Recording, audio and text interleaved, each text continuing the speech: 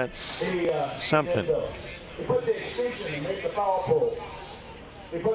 Yes, let's. What have they been saying? Let's go Mo. Is that what they've been saying? Something like that.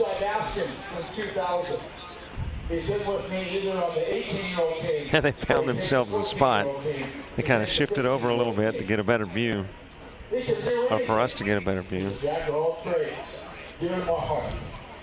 And who's that woman? One with the cap in between the Mount Olive and the Marauder sign.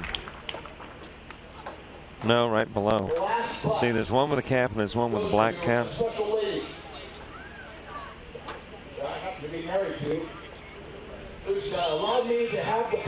Oh, I just thought I recognized her, that's all. To be involved in Columbia-based youth baseball. And she's been merchandise, she's been concessions, she's been there in support. And she has to live with me, which sometimes is not very easy. I've heard women whisper before, I couldn't be married to that guy.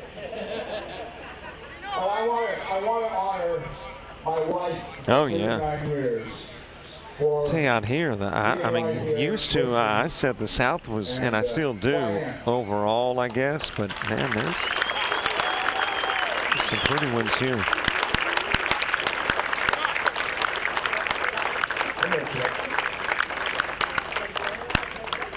To you by. Life can get messy sometimes. Luckily, our active spray technology knows how to handle these everyday moments. By recirculating a concentrated blend of water and detergent, clothes are sprayed evenly for thorough saturation. So there's no need to pre-treat, and every load comes out clean, no matter what the day may bring. Active spray technology from Whirlpool, now available at more furniture in Ephrata. State troopers are still seeing some misconceptions about the new distracted driving law. We rode along with Trooper Brian Moore this week to learn more about some of the common questions. In Ephrata, Washington, it is the last game of pool play, and my, what a dandy we've got for you. And it is a game that has big implications on the seeding in the American Division. Middle Atlantic champion Mount Olive, New Jersey, taking on the host Ephrata, Washington. Ephrata coming in with a 2-1 overall mark in pool play. Middle Atlantic is 1-2. A victory by Ephrata, Washington, and they are the 2 seed. Cape Cod is the 3. A victory by Mount Olive. Well, there's a different scenario to determine who is 2 and 3. And it really is based upon runs scored, just a complex package of variables. But here we go. Robert Williamson set to bring into coverage. James Crenshaw's got all the camera angles, the replays, the graphics, iFiber providing the camera ops, and we are ready for the final game in pool play. You love it when you come down to the final game and it's got such impact on the standings, because as it stands currently, there are 2 spots that we don't know who will fill. And there are spots in the 5 o'clock game tomorrow, a spot on the 7:30 game tomorrow that at this moment, we're not sure who's going to be there. Again, there you see the ramifications, the implications. Ephrata wins, cut and dried. There 2, Cape Cod is 3. It's if Mount Olive wins this one that it gets very complex, because you have to go to a tiebreaker scenario. You would have 3 teams with a 2-2 mark in pool play. Then you go to the scenario that determines who would advance based on the fewest number of runs allowed. And you know, I call it complex. It's not that complex once you get to the end of the game. But ahead of the game, if you're trying to determine, well, what has one team got to do if Mount Olive wins, scoring-wise, to get in, that's what makes it complex. So when we get to the end of the ball game, all in all, it won't be that complex to figure out. It's just now trying to determine what is allowable to get 2 teams into tomorrow's play if Mount Olive comes away with a win. Alex Tucker stepping in to start things for Mount Olive. Let's get that starting lineup set for you. The center fielder, Alex Tucker, in the 1 spot. Zach Richardson is at first, batting second. Jack Calandra behind the plate in the 3 hole. Jack Mcnally playing right, will bat 4th. Stephen Chizik is the third baseman in the 5 spot. Zach Fike playing left field, will bat 6th. Michael Ferrante at shortstop is the 7th hitter, as there is 1 away here in the top part of the 1st. Zach Richardson coming to the plate. Kyle Helmlinger is the EP. He will bat 8th. The 9th hitter is Cameron Mindler playing 2nd. And pitcher Jason Harris in the 10 hole. All facing Duncan Favor, who is on the hill for Ephrata. Wrapped in the direction of left field on the run. Basket catch made by Arsenio Martinez. And there's 2 quick outs for Jack Calandra. Duncan Favor on the hill. Ethan Eder is behind the plate for Ephrata. At first, Nick Lopez. The second baseman is Gage Gibson. Shortstop belongs to Joe Taylor.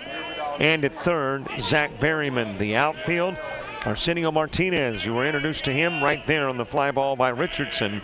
He is in left. Dakota Fingar is the center fielder. Joey Maheen in right. 2 gone, nobody aboard. Jack Calandra coming to the plate. Game just underway here in the extreme northwest part of the United States. Side of the 2017 Babe Ruth World Series. Last time, according to Randy Boroff, that it will be here. Next year, the same event in Jamestown, New York. Last year it was here. A couple of years ago in Oregon. Go 3 years back right here. 3 times out of the last 4 years, 4 out of the last 6. This series right here into the strike zone, 3-1 on Calandra. Joe Mcnally moving to the on-deck circle. In the maroon white with a little aqua splashed in. That is Middle Atlantic's champions out of Mount Olive. Got some aqua, dark blue, gray, and white. All part of the River Dog makeup. 3 balls, couple of strikes on Calandra. Here is the payoff pitch. Favor trying to get out of the top part of the first. Nothing done damage-wise, but that looks damaging. It is against the wall. Tracked down by Martinez while pulling into second with a 2-out double is Calandra.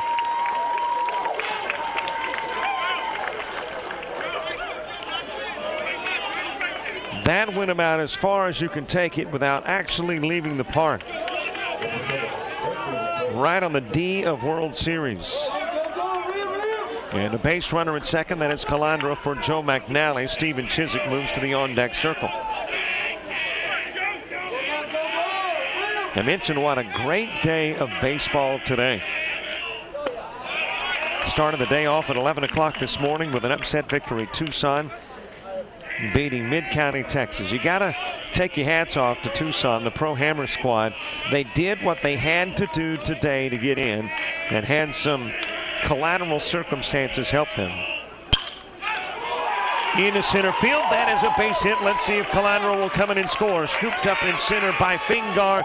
Throw to the plate. Won't get there. Calandra will score. And Mcnally goes to second on the throw home.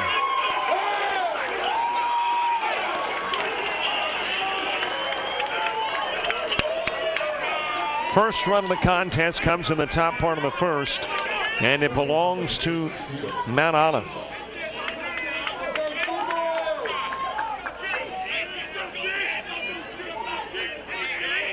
And that is Calandra motoring his way to the house to make it a 1-0 ball game, Mount Olive. Mcnally now the base runner at second for Stephen Chizik. And Ephrata feeling fairly comfortable to get out of the inning after Tucker and Richardson go down quickly, but problems have arisen with 2 away. Calandra with a double, Mcnally with a single, winds up at second with a throw home to get Calandra. And it's a 1-0 contest as Stephen Chizik will bat. Zach Fike to the on-deck circle. Out of the strike zone to go 2-0. Mount Olive, New Jersey, a loss to Cape Cod 5-1. a loss to Charleston 9-4. And then a victory over Surry County, North Carolina 12-2. Into the strike zone, 2-1. Ephrata losing their opener 3-1 to Charleston, and then coming away with a couple of victories, 3-2 over Surry County, 6-3 over Cape Cod. Here is the 2-1 offering. 2 spots left in bracket play. And you know, coming into this contest, based on the fact that the Ephrata's 2-1, they have only allowed 8 runs, you would consider them a favorite to get in, regardless of what happens in this game. But again, all those variables will be determined after we've played about 7 innings of baseball. Swing and a miss by Chizik.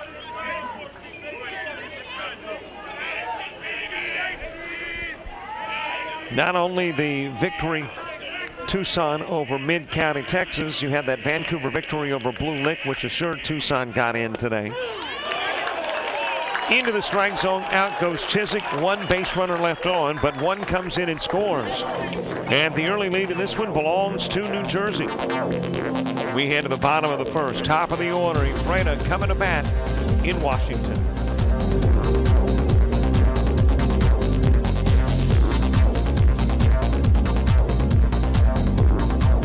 The pilot program at Big Bend teaches students to fly and gives them the ratings and certificates necessary to work as a commercial pilot. Many of our students come to the commercial pilot program with little or even no aviation experience. They'll start flying an aircraft on day 2, and they progress through training with an instructor to flying the aircraft by themselves, traveling to other airports throughout the Northwest, and then they get to learn to fly in a variety of different aircraft. Our students are all scheduled to fly twice a week at a minimum, and they will attend aviation ground school courses that are taught here on campus by the same instructors they fly with. The program operates 23 aircraft, mostly single-engine trainers. We also have multi-engine aircraft, as well as a float plane and a tailwheel aircraft. Moses Lake offers great weather for aviation and for training, with 5 runways at the airport, 13 approaches, a tower, and radar control. Our students also have the opportunity to operate in airspace that includes Boeing jets, the military, and lots of other flight training and testing activities.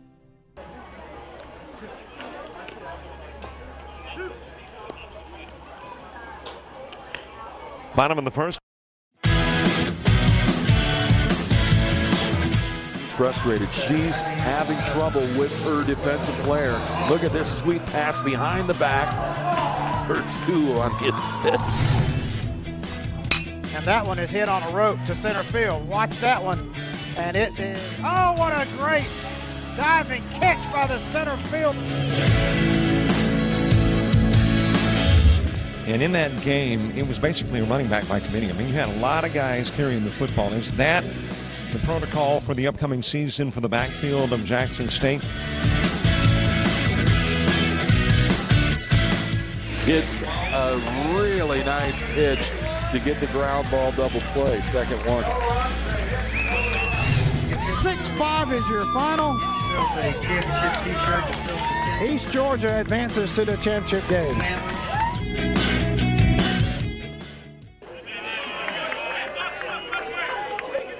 Bottom of the first, top of the order, Dakota Finge starting things off here in the bottom part of the first. I understand we may have hit a little technical snag that has been ironed out.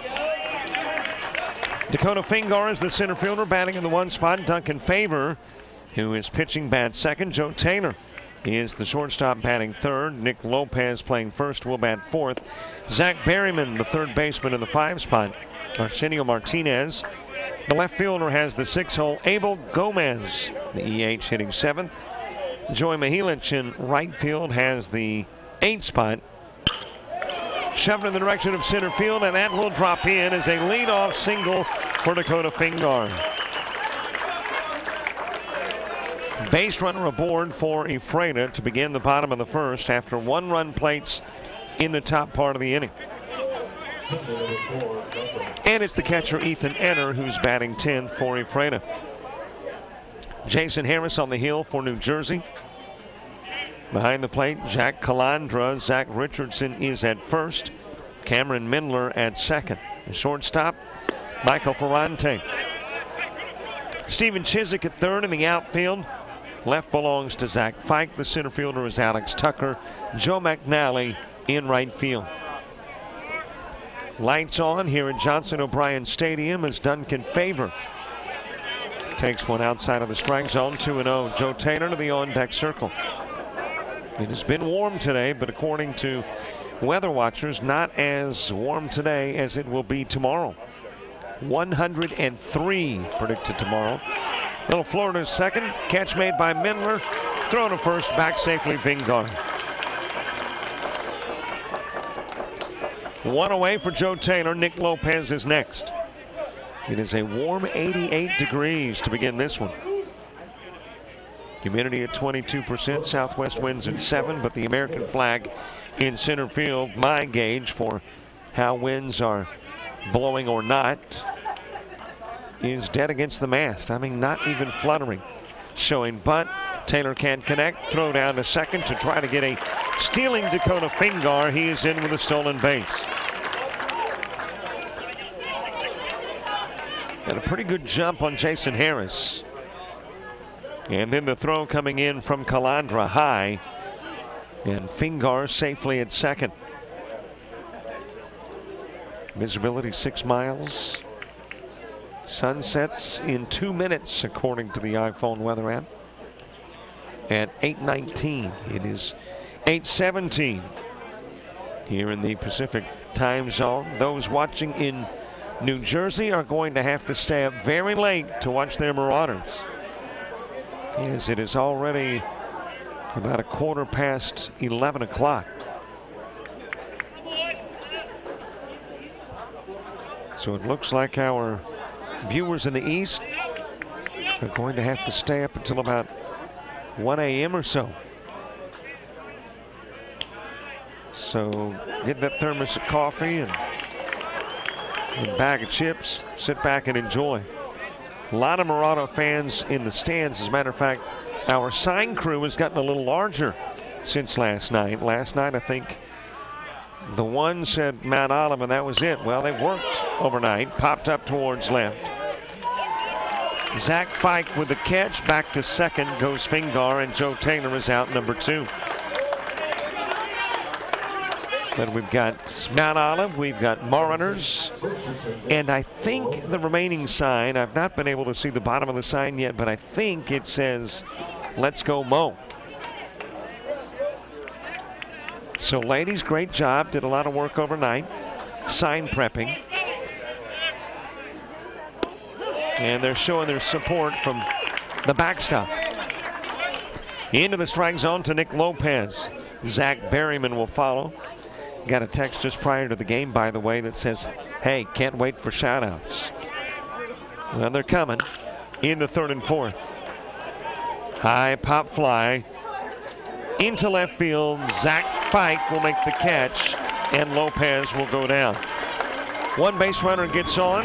It was a single, got the leadoff guy, Dakota Finge, aboard, but 3 go down after the fact. Favor, Taylor, and Lopez. A 1-0 Mount Olive lead as we head to the second.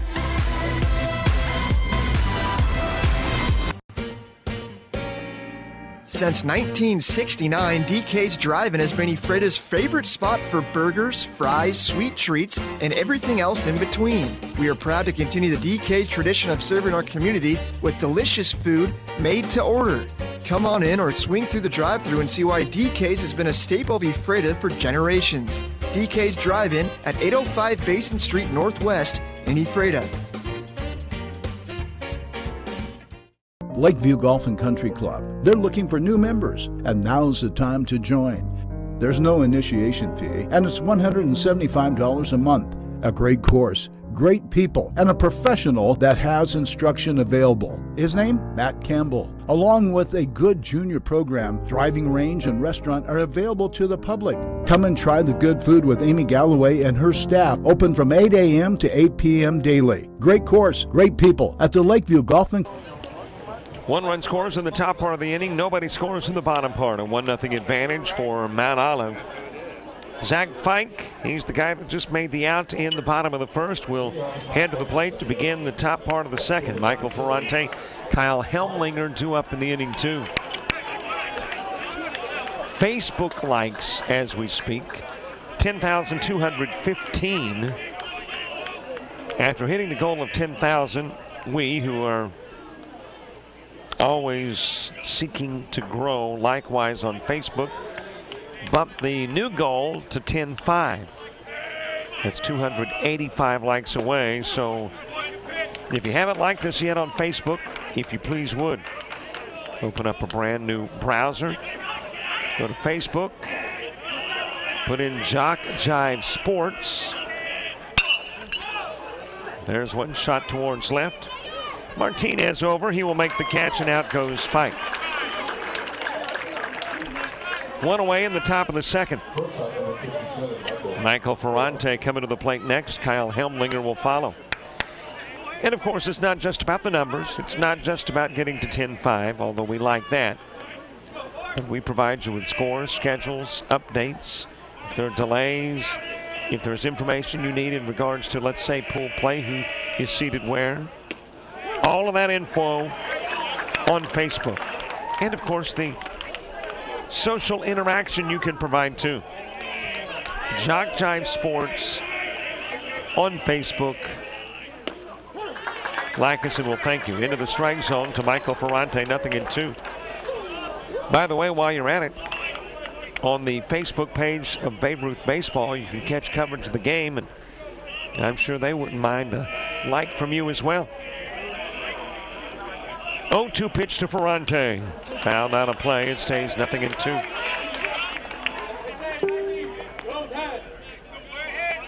By the way, we are logged in to the official scorekeeper in the room adjoining. So when you see something that sometimes, like a strikeout that didn't occur, you see that, that's because that's what's happened here. That's what they see on the scoreboard here.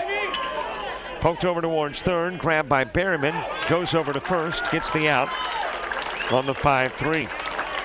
2 gone for Kyle Helmlinger. Your officiating crew for this one: Ricky Bryan behind the plate, Greg Chouinard is at first, Jeremy Cranston is at third.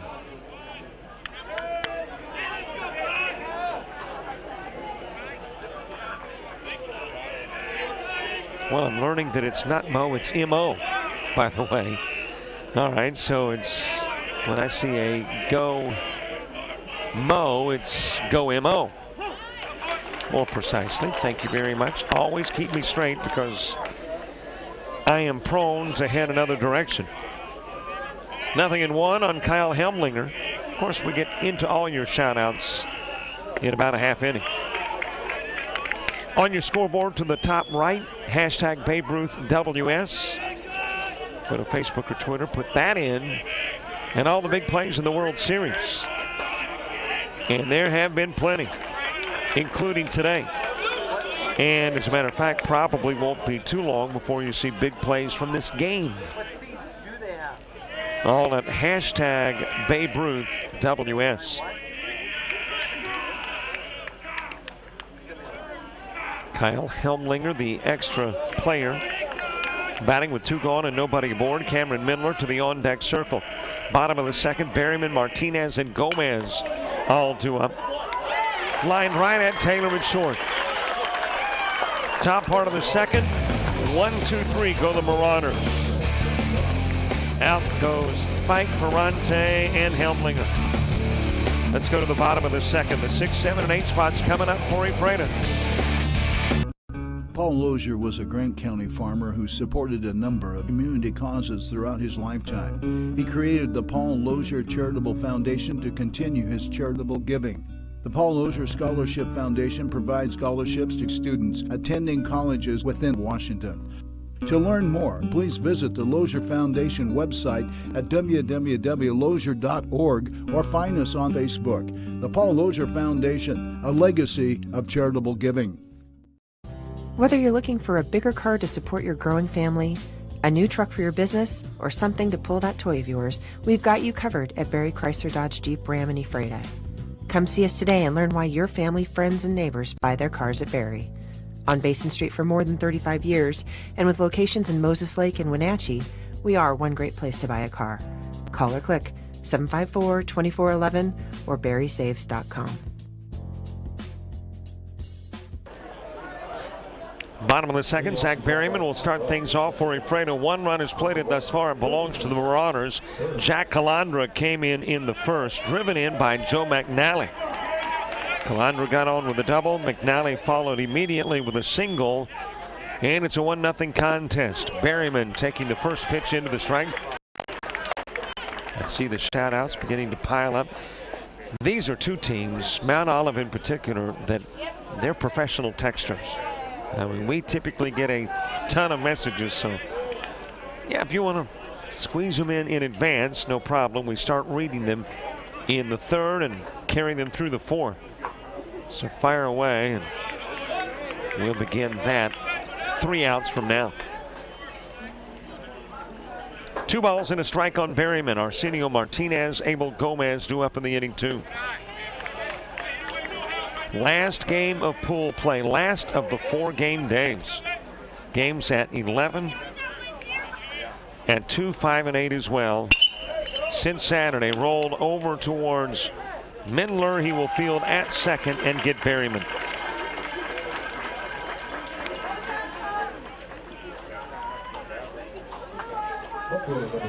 One away for Arsenio Martinez. Martinez has already made a spectacular catch in left field. That's been pretty much the norm for him. He's made some big time plays in left throughout the World Series, tonight as well. And if you want to catch him, and others as well, every team, by the way, not just one team, every team's got highlights. Hashtag Babe Ruth WS to check it out.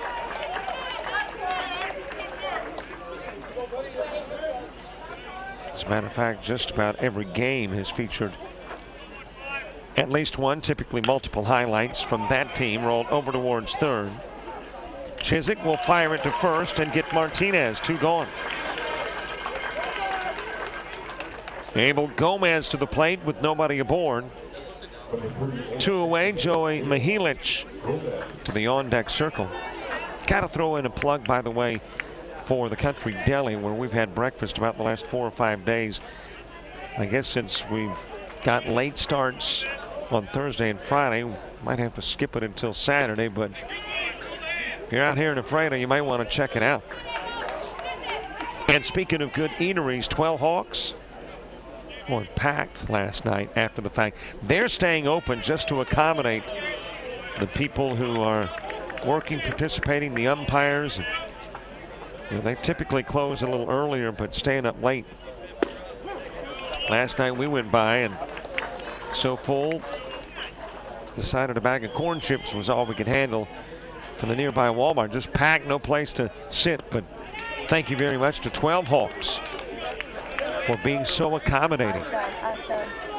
3-1 the count on Abel Gomez. Shoved over in the direction of first in foul territory.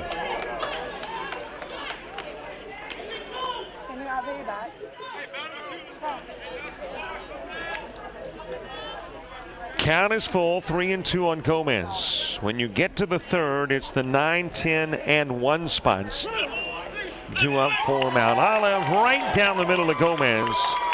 And there is the first K of the day for Jason Harris as he delivers into the strike zone to Fan Gomez. 1, 2, 3 goes the River Dogs in the bottom part of the second. Let's head to the third, and yes, indeed, your shout-outs will start after the break.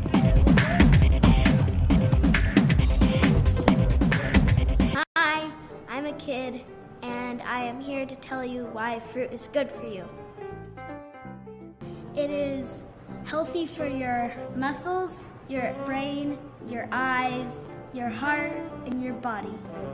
I've been sitting behind this big tray of fruit, and it looks so good, and it smells so good, and I haven't gotten one piece.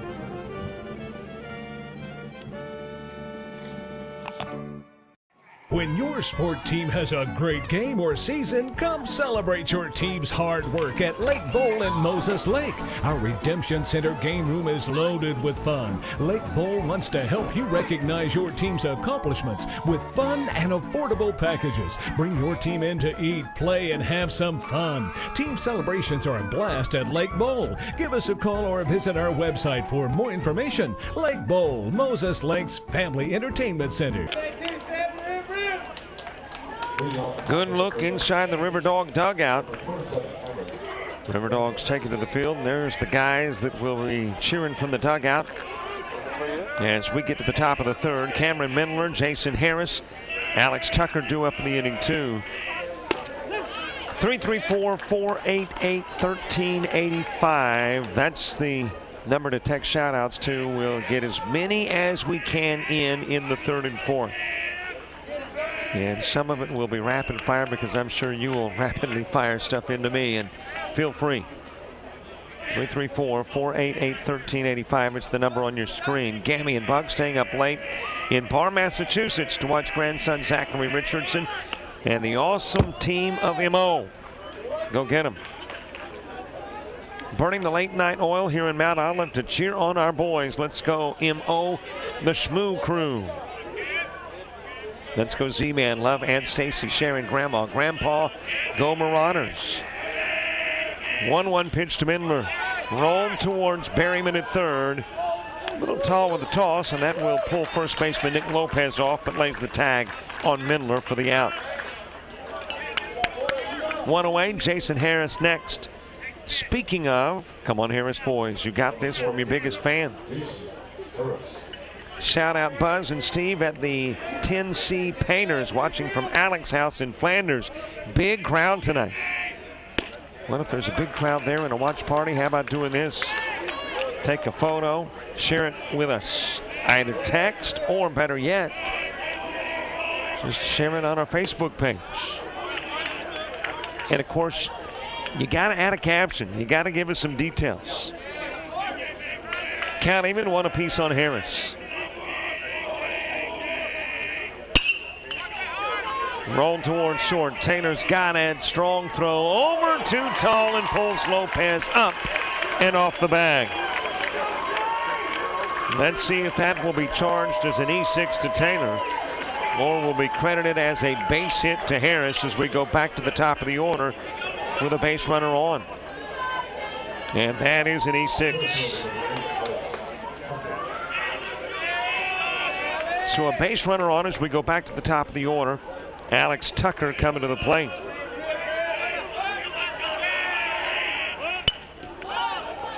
Bunted foul to the third base side. Shout out says, love you, Zach. Fight. Hit a Tater for me. Love Rachel.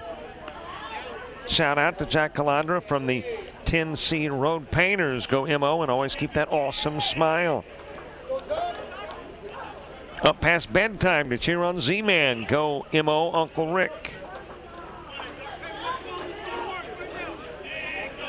Just about midnight, almost a Thursday morning in the East. Good luck, MO. Love Grandma Ada from Hackettstown, New Jersey. You guys are the best.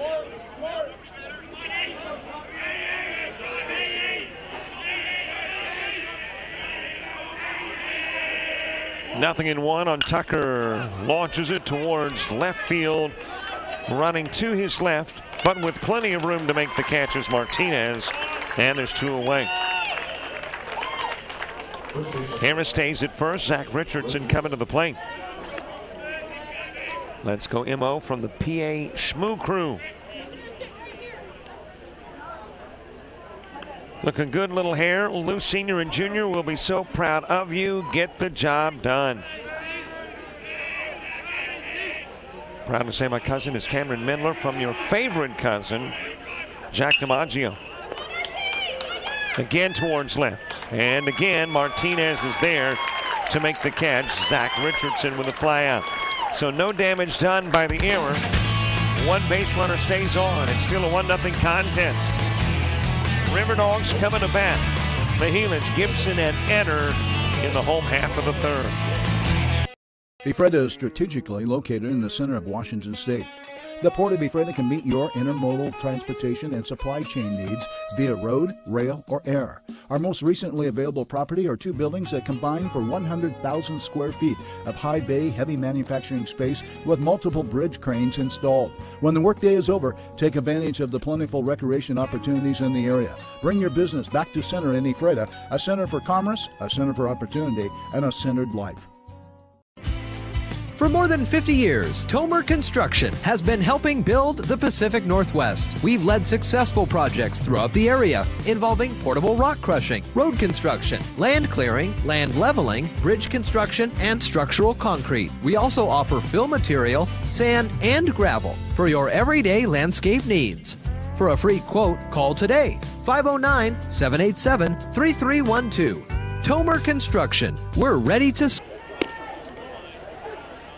We head to the bottom of the third. Joey Maheen starting things off. 4 go to the plate. 1 gets on because of an error. Jason Harris, he stays aboard, though. Nobody scores in the top part of the inning. And we head to the bottom part, more shout-outs. This one is to Cameron Midler from Thomas, Damian, and Johnny watching from Mount Olive, New Jersey.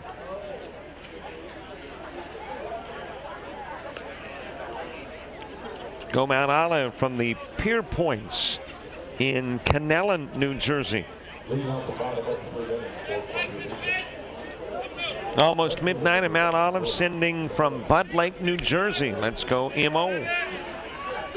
I'm staying up late at night to watch the game. Not going to sleep until MO wins. Let's go, boys. Yeah. Watching my son, number 7, Joey Mcnally. Come on, Mount Olive. We believe in you. 1-0 pitch. Hit right to second. Timing the leap is Midler. And there's 1 away. Gage Gibson coming to the plate. Ethan Etter moves to the on-deck circle. Let's go MO, especially Cam. Make sure you do your best, boys. Go Goob and Jake. We love you so much. Be silly and have some fun. Good luck from Thomas, Damian, and Johnny. Let's go Mount Olive. You got this, MO. Shout out to Jack Calandra. Love you. Shout out from Jeff Soneman. Let's go Joe Taylor. That's one river dog to another. Popped up towards right field. And camped out underneath is Joe Mcnally. Out goes Gage Gibson for out number 2. 2 away for Ethan Etter as Dakota Finge moves to the on-deck circle.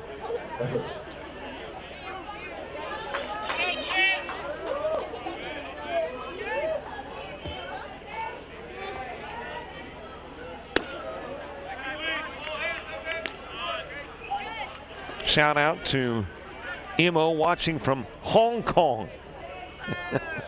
My nephew Jack hitting cleanup. Sometimes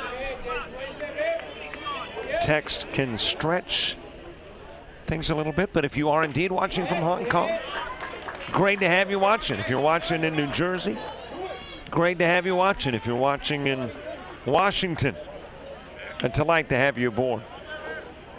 Ethan Etter, 2-1. 2 are gone, nobody on. We're in the bottom of the third. Go Ferrari back on top, 57 forever from your brother Nick. Walk issued to Etter. A 2-out walk has got a base runner on for the River Dogs. River Dogs got their leadoff guy aboard in the first, Finge. Since then, nobody on until now. Etter making his way over to first. And the guy that was the last and only guy to get a base hit for the River Dogs comes to the plate here in the third. That is Dakota Finge. When you get to the fourth, it will be Calandra, Mcnally, and Chizik coming up for Mid-Atlantic. Let's go MO. Shout out to my boys Michael, Joey, and Jason watching from Flanders. And yes, the shout-outs are coming in quicker than I can read them by far. I read 1 and 4 comes in. Throw over to first. Go Mo, love you guys. Mama Gina. Always cheering you on. Love you from your girl back home. Good luck, Jersey, from Eva in Hackettstown. Let's go River Dogs. Score 3 runs this inning. 0-2 on Finge. Good luck jersey from Eva in Hackettstown. Shout out to Camwell of Uncle Pete and Chrissy Cole, Nick and Jackson. Outside of the strike zone, 1-2 on Finge. Shout out to my favorite backyard neighbor, Jack Calandra. Shout out to Jake from Mason. Shout out to Jake the Snake and Michael Motorcycle. Good luck, love y'all from Sid. Base runner gets on. Put aboard is Finge, going to second is Enter. A couple of base runners aboard for the River Dogs, and for the second time in the contest, a base runner in scoring position. Duncan Faber coming to the plate as the Freda tries to make some 2-out noise here in the bottom part of the third. Into the strike zone, 0-1 on Faber. He popped out to second in the first. Joe Taylor moving to the on-deck circle. Just send it, Jake, a.k.a. Pookie, hashtag MO. Rob, your brother from Mobile. Hit towards third, conveniently hops right up into the mitt of Chizik. But everybody is safe, but all you needed is the out over at first. You look at the base runner at third. That was Enter, and he was indicated safe. Well, he was safe, but the problem was there was a force out at first to the 5-3 got it. A little bit of confusion, and that's got Randy Boroff out to talk with plate umpire Ricky Bryan. Let's take a look again and see where the confusion may have arisen. Fielded by Chizik.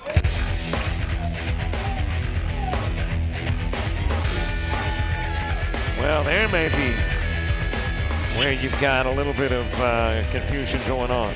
I'm not sure. You have the out over at first.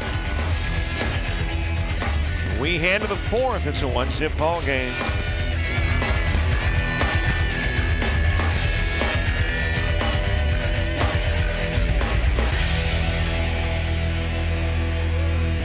Pilot program at Big Bend teaches students to fly and gives them the ratings and certificates necessary to work as a commercial pilot. Many of our students come to the commercial pilot program with little or even no aviation experience. They'll start flying an aircraft on day 2, and they progress through training with an instructor to flying the aircraft by themselves, traveling to other airports throughout the Northwest, and then they get to learn to fly in a variety of different aircraft. Our students are all scheduled to fly twice a week at a minimum, and they will attend aviation ground school courses that are taught here on campus by the same instructors they fly with. The program operates 23 aircraft, mostly single-engine trainers. We also have multi-engine aircraft, as well as a float plane and a tailwheel aircraft. Moses Lake offers great weather for aviation and for training, with 5 runways at the airport, 13 approaches, a tower, and radar control. Our students also have the opportunity to operate in airspace that includes Boeing jets, the military, and lots of other flight training and testing activities. We enter the top of the fourth. Let's look at that play at first, give you a different look on the 5-3 put out of Duncan Faber, and see how close that play is at first. Well, a slow up too, but well, that's close, but got the out. And I'm not sure why you had the slow up. That was Faber that slowed up a couple of times. But when you go back to the replay on the first base side, certainly looked like indeed the out was registered. And you can attribute that to Faber. It was kind of an odd play too, because there was confusion over at third. I guess there was the forgetfulness that you still had the force out at first. There's the reach and the tag and the safe call, and I think that may have thrown things off. Well, I don't know. Looks like that foot might have been off too. Well, it's all for naught, because we are out of the third and we are into the fourth. Jack Calandra stepping in to lead things off. Joe Mcnally and Stephen Chizik due up in the inning too. Calandra with a double and a run scored. The only run scored thus far in this one was Calandra, and it happened back in the first.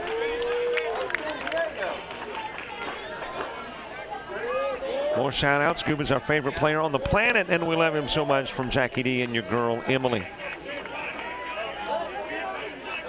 Shout out to Abel and Erica Gomez. Best wishes to the team from Eva and Robert from McAllen, Texas. As out goes Mcnally to begin the fourth. One away for Stephen Chizik. Shout out to the Mount Olive team and Jake Mancini from MO.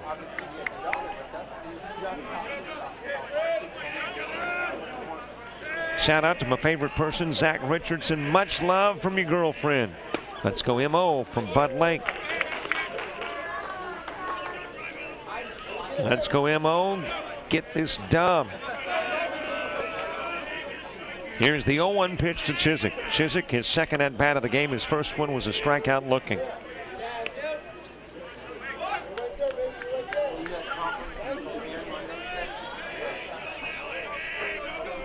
Shout out to Mo from Buzz and Steve, the 10-seat painters, having a viewing party right now. Partying late into the evening. And now Randy Boroff, well, retrieving a baseball. Let's see if this is for the sole purpose handing the baseball to Ricky Bryan. Looks like he's taking the opportunity to converse with his catcher, Ethan Enner.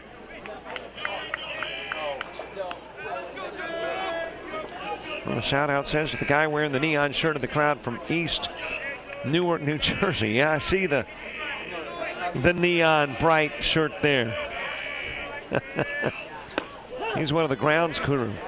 They all wear those. Call 811. That is before you dig, so that you don't hit a gas line and kind of knock yourself out on a permanent basis. Count even two apiece.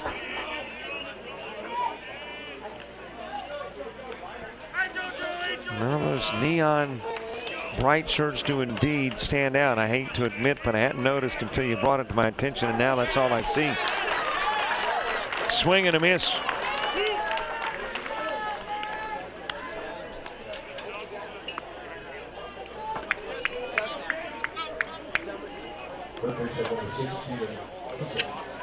Calandra goes down a strikeout victim. So too does Mcnally. And there's two gone for Stephen Chizik. So it, by the way, was Calandra that began the inning, not Mcnally. Calandra does so. Mcnally now out as well. Two gone for Stephen Chizik. Zach Fike moving to the on-deck circle.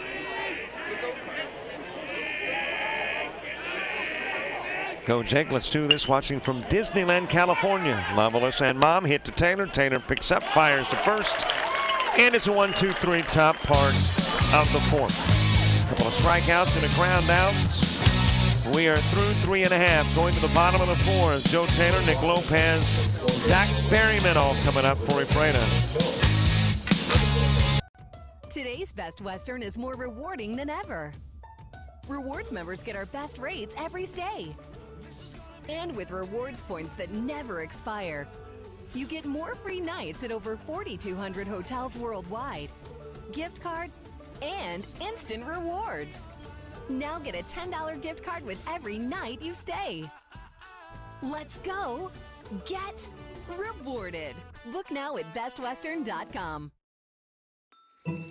Before the final touches were made, before the swing was built, before the trees were there, before the holes were dug, before any of that, a call was made so all underground lines could be marked. So the holes could be dug, the trees could be planted, the swing could be built, and the final touches made to a picture-perfect project. Dream, plan, prepare. Call 811 before you dig. We head to the bottom of the fourth. Joe Taylor starting things off. Nick Lopez, Zach Berryman due up in the inning too. Got a huge backlog of shoutouts, and my apologies, but we got the third and fourth reserved for those shoutouts, so we're going to try to get to those who have not shouted out yet, have not had a shout out yet. Like this one, Go Mo, you were the best. Love, Aunt Jay from Huntington, New York. I found an old school mail with a pretty narrow data 44. Awesome play, Cam. Love, your favorite cousin. Let's go M.O. from your fans at SNL. Shout out to Ryan Nealon. Love you, kid, from your favorite sister, Christina.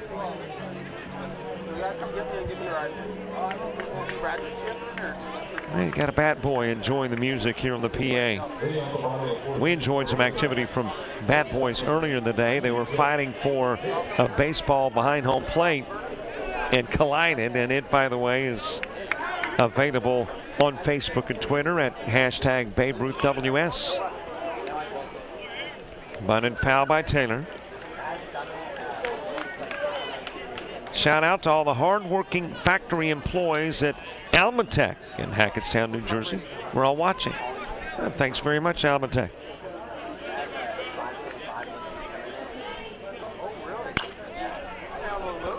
Ground over towards second. Mindler charges, and I don't know that he got it there. He did. It was bang, bang over at first, but Taylor out on the 4-3. Mindler with a scoop had to make kind of a shovel pass over, and yep, there, I mean, maybe a split second. But just moments prior to the arrival of Taylor, out number one. If my love ran pretty consistent mid-12 with a 4.3 in it. Nice play by Cameron Mindler to get out number one. Nick Lopez.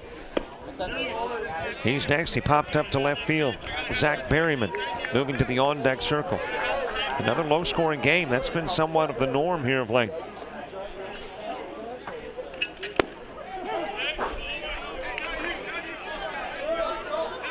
Count even, one apiece.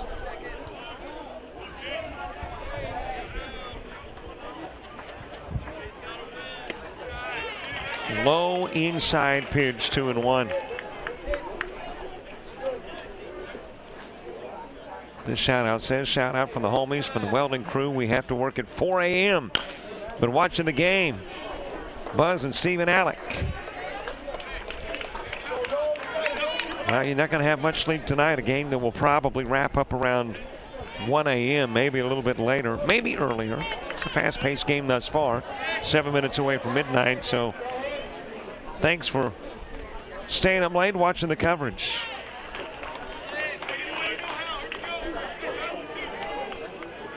Count full, 3-2 on Nick Lopez. Go River Dogs, especially to the Alvarado boys and the Moses Lake River Dogs, who, by the way, are in as the #2 team in the National Division.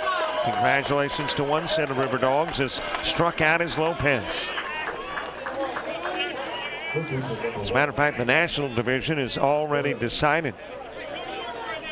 It's the American Division, which is not. Fight back, River Dogs. Show them what you are made of. Special shout out to our nephew Dakota. You are a rock star. Stand up late in Lubbock, Texas. Berryman getting on with 2 gone. Able to reach over and get a mitt on it is Harris, but the second base hit of the ball game for Ephrata will come in the form of a Berryman shot up the middle.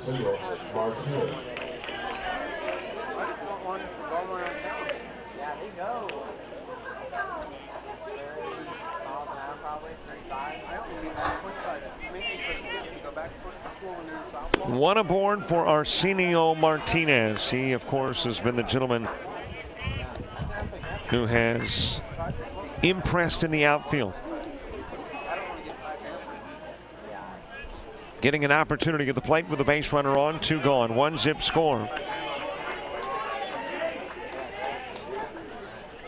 And you know, low scoring, if you go back to that tiebreaker, if Mount Olive hangs on and wins this one, low scoring could aid both teams. It definitely aids Ephrata in a tiebreaker scenario if 3 teams are left at 2-2. Cape Cod, as well as Ephrata and Mount Olive. Hit towards left. And right about the knees, the catch made by Zach Fike. If he doesn't make the catch, we might be tied. He makes the catch, and Mount Olive still got a 1-zip lead. Hey, thanks for all the shout-outs. And a ton we could get to. Our apologies. Just got 2 innings with which to work. We go to the 5th.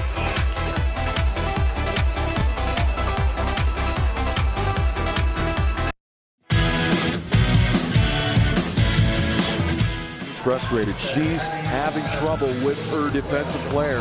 Look at this sweet pass behind the back for 2 on the assist. And that one is hit on a rope to center field. Watch that one. And it is, oh, what a great diving catch by the center field.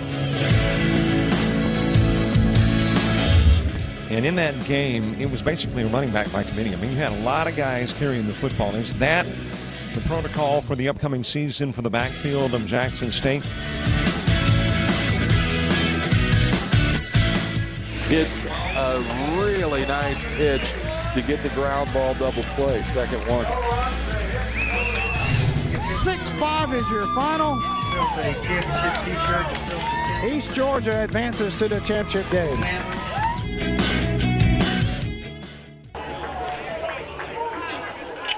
A look inside the Riverdog dugout as we head into the top part of the 5th. Zach Fike, Michael Ferrante, Kyle Helmlinger due up in the inning. Thanks for all the shout-outs, by the way.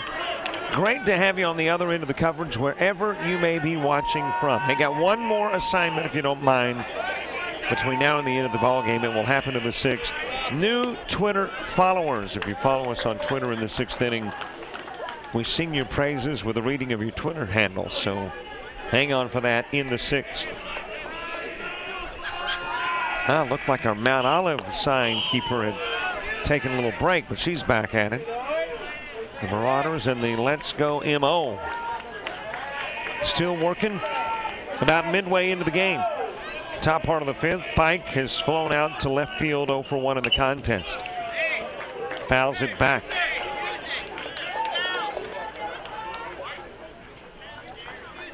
Baseball tomorrow starts at 5 o'clock. Got a couple of games, 5 and 7:30. Same is true on Friday. And then, of course, the championship at 1 o'clock on Saturday afternoon.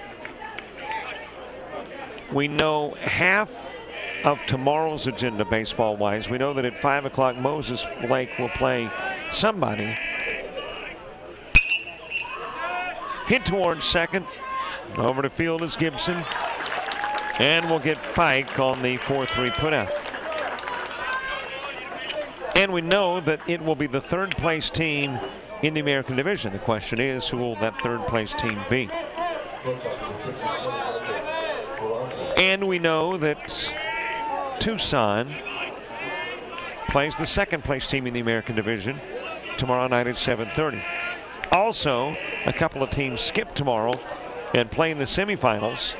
Charleston, Missouri, 4-0, the only team that finishes unbeaten in pool play, taking on Mid-County, 3-1, who suffered a loss today that eventually turned into a Tucson, Arizona appearance in bracket play and into the final 6.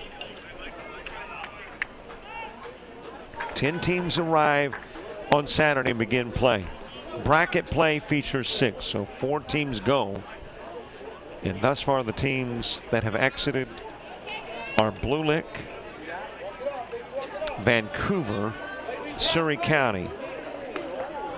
And then, of course, this game determines the 2 that are in and the 1 that is out. Michael Ferrante ground into a 5-3, 2-0 pitch. Outside, 3-0. Kyle Helmlinger awaiting his opportunity next. World Series, 3rd time in 4 years, 4th time in 6 here in Ephrata. And a delight for us to have the opportunity to broadcast. Actually met Randy Boroff, the host of the World Series, when the games were played in Andalusia, Alabama. Rolled slowly towards first and able to scoop up and get to the bag ahead of the arrival of Ferrante as first baseman Nick Lopez.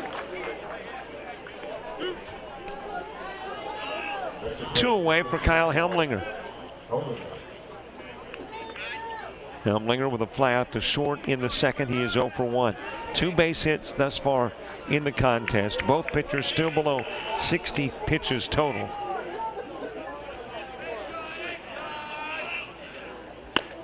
Tell you what a low-scoring game does not do if it is a Mount Olive victory, and that is it does not favor Cape Cod.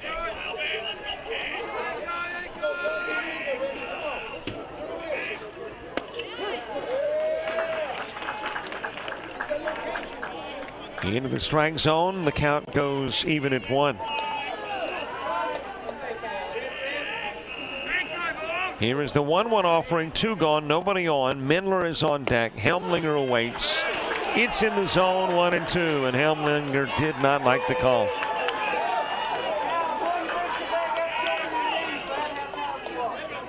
To really potentially lead to the demise of Cape Cod in a 3-way tie scenario, it would need to be a very low-scoring game. But you see what we got.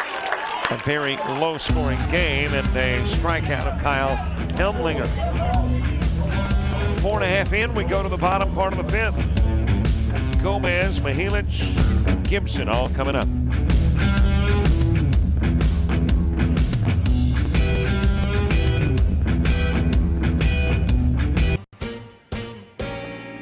Since 1969, DK's Drive-In has been Ephrata's favorite spot for burgers, fries, sweet treats, and everything else in between. We are proud to continue the DK's tradition of serving our community with delicious food made to order. Come on in or swing through the drive-thru and see why DK's has been a staple of Ephrata for generations. DK's Drive-In at 805 Basin Street Northwest in Ephrata.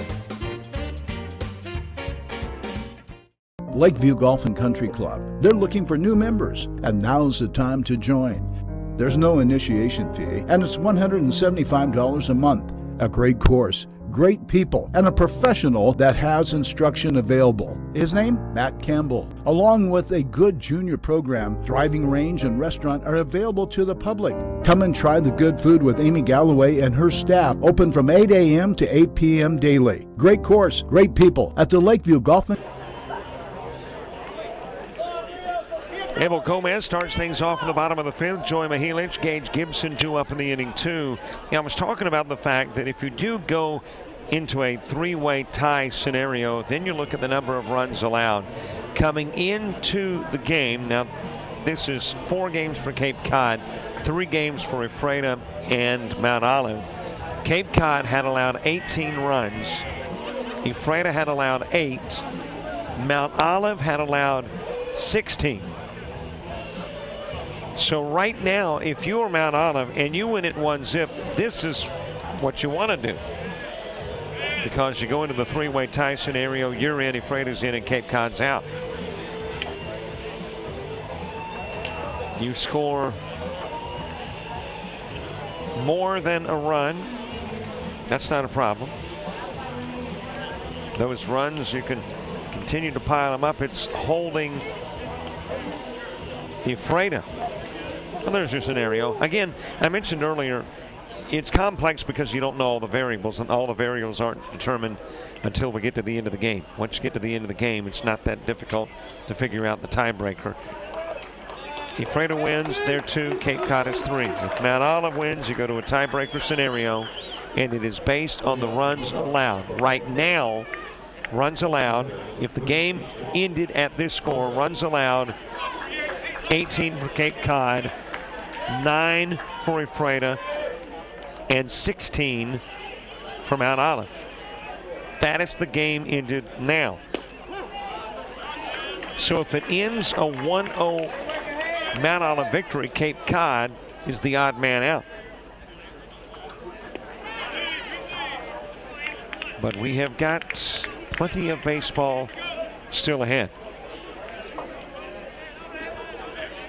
Boy, it's interesting that right now, if you are Cape Cod, you're cheering for both teams. I mean, you're going both teams score runs. And especially Mount Olive, you want them to score runs. Well, actually, you want Ephrata to score runs because that's the nearest competitor to Cape Cod.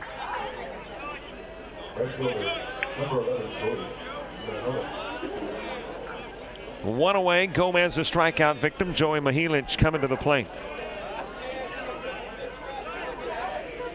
Cape Cod wants an Ephrata win, but if they don't get the Ephrata win, then they need Ephrata to score runs. As it is grounded to short. Ferrante misfires over at first, taking the turn headed towards second. That is Maheen. And he will get in safely. Because again, keep in mind that if there is a three-way tie, right now, Mount Olive has allowed 16 runs. So yes, it's cut and dried for Cape Cod if Ephrata wins, but they don't have to have an Ephrata win to get in. What they've got to have, if they don't get an Ephrata win, is for Ephrata to score at least 3 runs.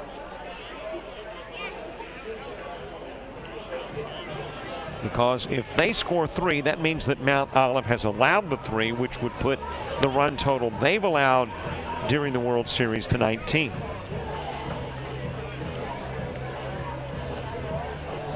Base runner at second, that is Maheen.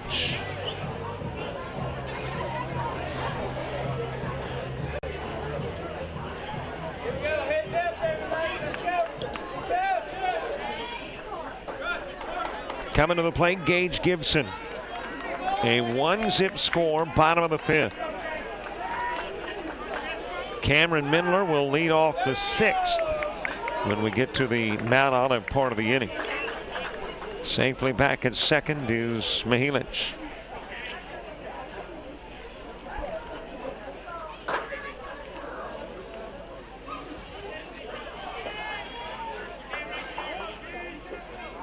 Gibson with a fly out to right field in his only other at-bat that came in the 3rd inning.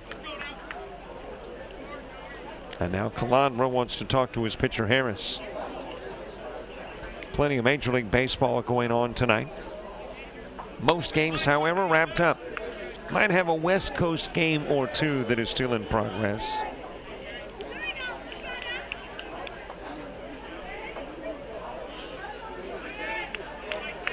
Let's see if Gibson sacrifices the runner over. Sometimes coaches do with 1 away. More often they do not. But in a low-scoring game like this one, where every run has become a precious commodity, maybe. No indication early, though, from Gibson, and no indication there. Count even at 1. 1 ball, 1 strike, 1 out. In the majors, top of the 9th, Dodgers with a 3-2 lead over the Diamondbacks, and then everything else is finals. Rockies beat the Indians in 12, 3-2. Rangers over the Mets 5-1. Mariners beat the Athletics 6-3. Angels a 5-1 winner over the Orioles. Giants defeat the Cubs 3-1. Red Sox rip the Rays 8-2. Nationals over the Marlins 10-1. Yankees beat the Blue Jays 11-5. Tigers blank the Pirates 10-zip. Reds over the Padres 8-3. Phillies beat the Braves 3-2. White Sox a 7-1 winner over the Astros. Twins blank the Brewers 4-zip. The Cards knock off the Royals 8-5. 3-1 swung on, missed, and it's 3-2 on Gage Gibson.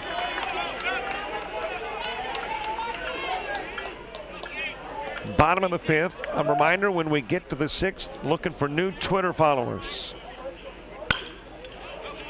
Sent foul and the count will remain full. Ethan Eder moving to the on-deck circle.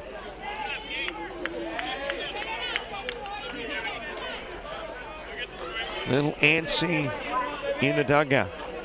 Down by a run in the 5th. Over the head of Gibson, and he is on with a walk.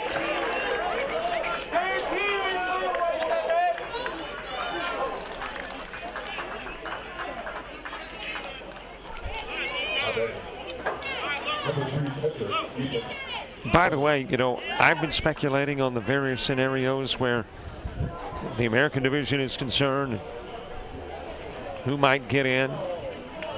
Well, keep in mind, it is all unofficial. It is sheer speculation on my part and not official. But I can tell you that officially, Cape Cod has allowed 18 runs coming in. Officially, Mount Olive has allowed 16. And officially, Ephrata has allowed 8. So if there's a three-way tie, definitely in the driver's seat is Ephrata because of the fewest runs allowed. Middle Atlantic would really have to rout Ephrata for Ephrata not to get in a tiebreaker scenario.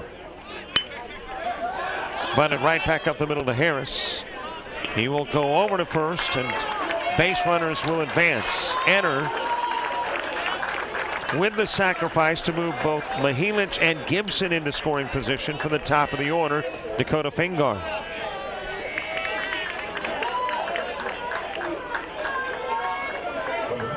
Finge has singled, stolen a base. He's been hit by a pitch as well. Duncan Famer to the on-deck circle.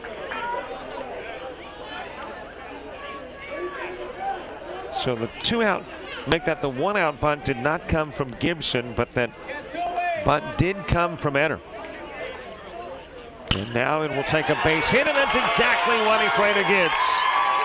In to score is Maheen. There comes Gibson. Throw goes to second, diving in safely is Finge, and it was executed to perfection. The bunt to get runners over, the Finge base hit to bring them in.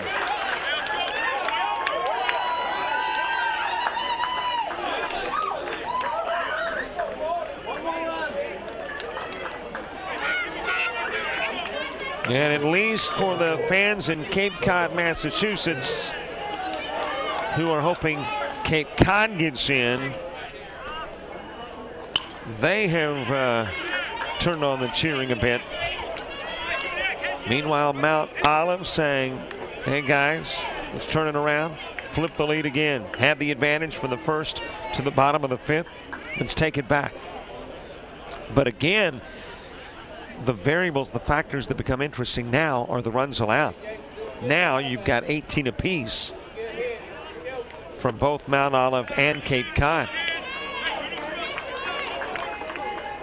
So if you get into a three-way scenario, Mount Olive cannot afford to allow another run. They can win the game by 8 runs.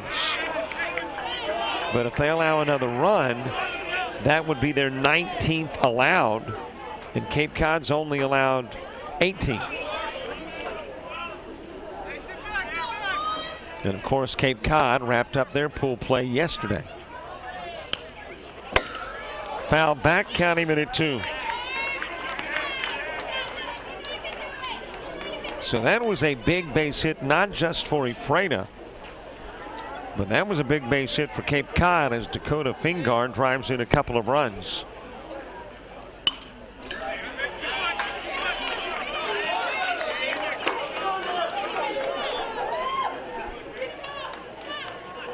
Foul back to even the count at 2.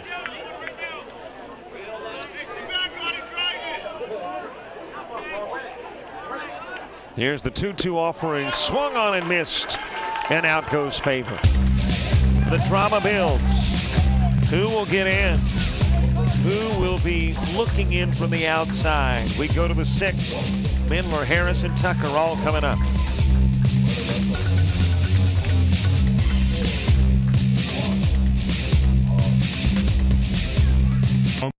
Come along now, join the fun in beautiful Grant County, Washington. Our lakes just can't be beat, our friends you'll love to meet in beautiful Grant County, Washington. Call 800-992-6234 or tourgrantcounty.com. Brought to you by the Grant County Tourism Commission. Right here in the Columbia Basin, located in Moses Lake, we've got a locally owned, operated car rental agency. with a great selection of late model clean cars, trucks, vans, and SUVs. They do direct billing to insurance when that unexpected accident happens and your car is laid up for that little moment. They're open 6 days a week with a new building and new location. 15 years of service to the Columbia Basin. Advance Rent-A-Car. Call them today, 765-39.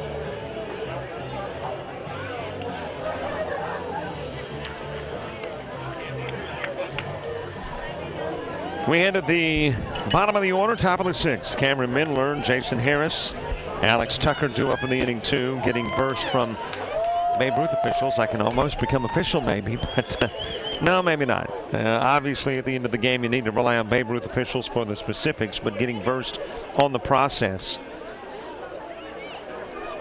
And we were talking about the number of runs allowed, and of course, as it stands currently, because they have only allowed 9 runs, if you get into a three-way tie scenario, then Ephrata is the team that would move into the 2 spot.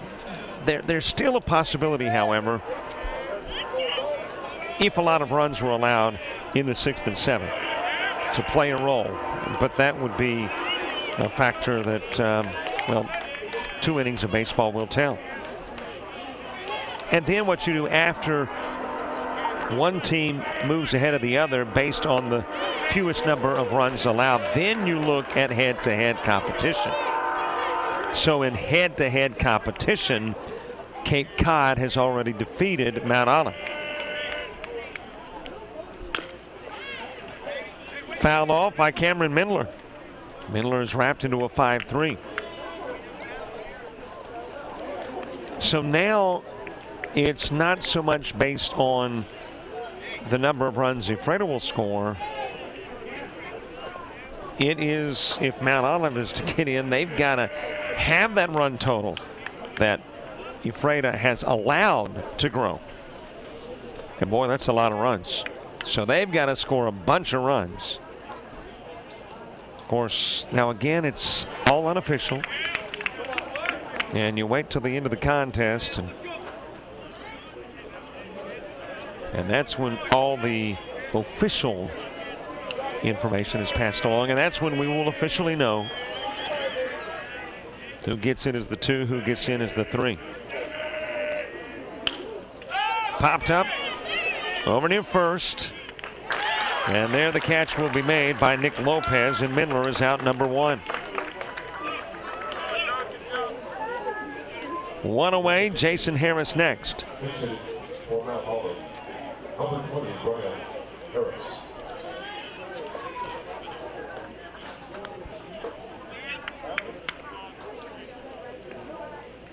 Jason Harris followed by Alex Tucker. And again, this is just sheer speculation on a broadcaster's part. But I guess if you were Mount Olive and you want to change the variables, bottom line is you got to score a heck of a lot of runs. You want to get the run total allowed by Ephrata up, and it's currently at 9, and you need it to be at 18 or better.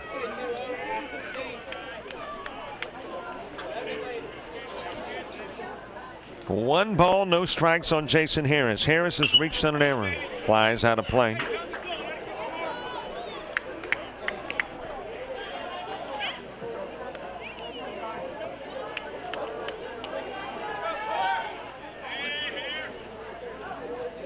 Alex Tucker has moved to the on-deck circle. Count even, 1 apiece on Jason Harris.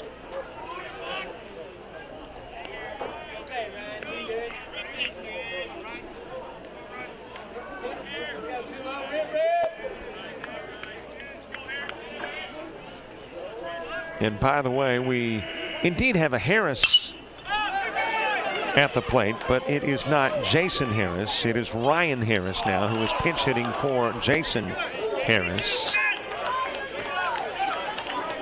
Almost, but not quite. The at-bat will continue for Ryan Harris.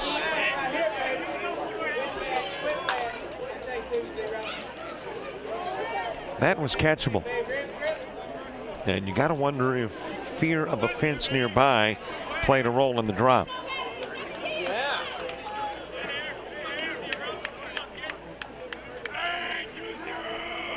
Here's the pitch to Harris. Wrapped over towards Taylor at short. Took an odd bit of a hop. Tries to hang with it. Whips it to first in time.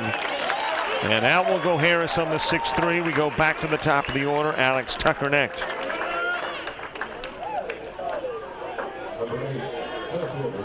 Tucker has struck out. He has popped out. He's 0 for 2.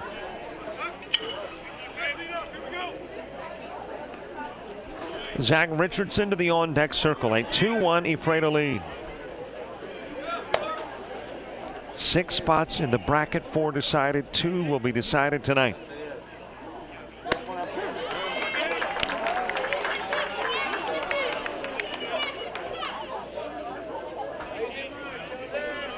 Nothing in 1 on Tucker. Tucker a strikeout victim in the first. He was a fly out to Martinez in the third. Batting here in the 6th in a 2-1 contest. Ephrata trying to get to the bottom part of the inning. When favored, Taylor and Lopez come to the plate. That's the 2, 3, and 4 hitters trying to tack on the insurance to assure that opportunity to be the 2 seed. Well, we're in the 6th, and it is indeed time. Boy, I'm getting shout-outs going, hey, what about Twitter? I love it when our audience is so involved that they remember our agenda better than I. So, yeah, let's do it. We're in the 6th. Twitter followers, follow us, and guess what? We read your Twitter handles. Put @JockJive in the search engine on Twitter. You see it there on top of your screen, @JockJive. And when you do, we recognize you. Pop right up the middle, off the mid of favor, travels into center field, and that will be a 2-out Alex Tucker base hit. Gotta love it. You know, you got folks that are more adept at remembering what I do than I do. So thank you very much. Well, let's see. Where do we need to go to get started? I think right there at Merrick62. So @Merrick62, I believe that came in at the end of the game that wrapped up prior. So that's where we'll start. Follow us on Twitter, and we will read your Twitter handles, and that's our form of saying thank you very much. And that's @Tink Painters, @Tink Painters, following us on Twitter. And that, I believe, is 10C Painters. By the way, @10C Painters, @BuzzPainter10C, @BuzzPainter10C. How about @10C Road Painter? @10C Road Painter. Thanks so much. @Mike_Hawk 1999. @Mike_Hawk 1999. And Haley 11313. And Haley 11313. Into the strike zone on Zach Richardson. Richardson trying to move the runner over. It's a Mount Olive squad that needs runs. @Mike Lynch 01. @Mike Lynch 01. Thank you so much for following us on Twitter. @Andy Duffy 33. @Andy Duffy 33. Follow us in the 6th. We read your Twitter handles and we thank you in advance. And by the way, if we happen to pick up 26, we get to 1,100 followers. Zach Richardson, a couple of flyouts, both times to left. Snap throw over by favor. Back safely goes Tucker.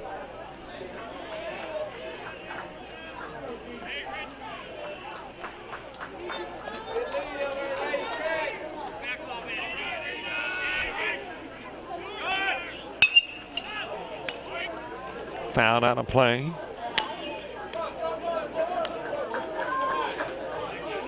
And Sama J 57.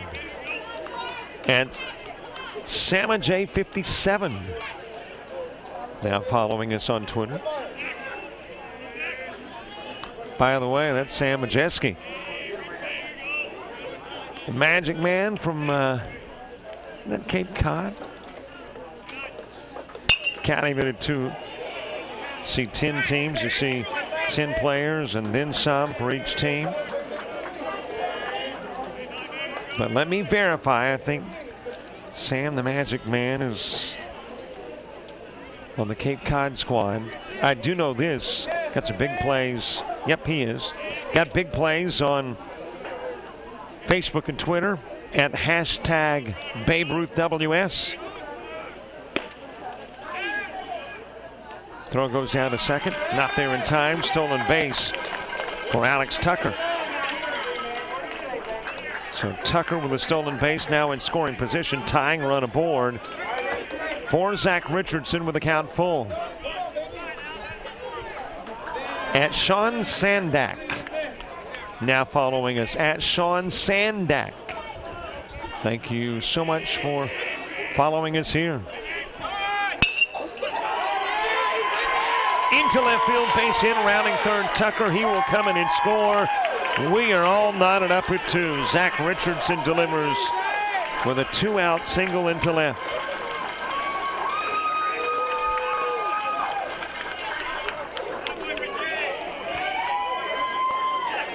It is now 2 apiece. And Jack Calandra coming to the plate with a go-ahead run aboard. At M. Jack Apino.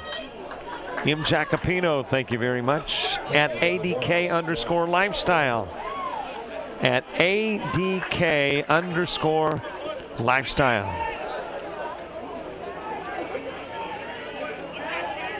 At Westside Wiffle 1. At Westside Wiffle 1. Thanks so much for following us. Into the strike zone to Jack Calandra at BU16AA. At BU16AA. Thank you very much for following us here. At Nick_Carr, another one of the Cape Cod team members. Well, I had a feeling that we might have a few from Cape Cod watching the coverage tonight. At Nick_Carr 133. At Nick_Carr 133. Thanks so much. Over to first. Back safely goes Richardson.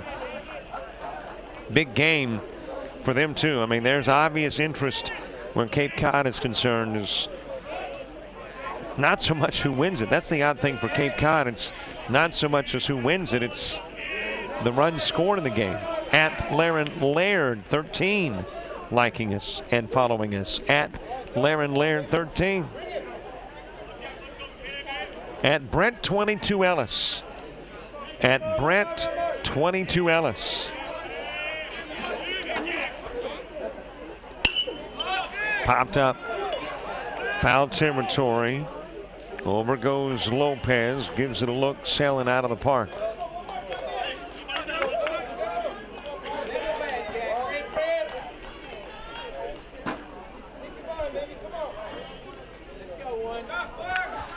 Pine Forge Senior Babe at Pine Forge Senior Babe. Thank you very much for following us on Twitter. At MOHS Sports. MOHS Sports. Thank you very much. Count even 2 apiece. Couple of balls, couple of strikes, couple of outs. Base runner in. Base runner takes off, shot down the line into left field by Calandra. Here comes Richardson, rounds third, motors his way to the house. He will score, and it becomes a 3-2 contest. Mount Allen Olive reclaiming the lead.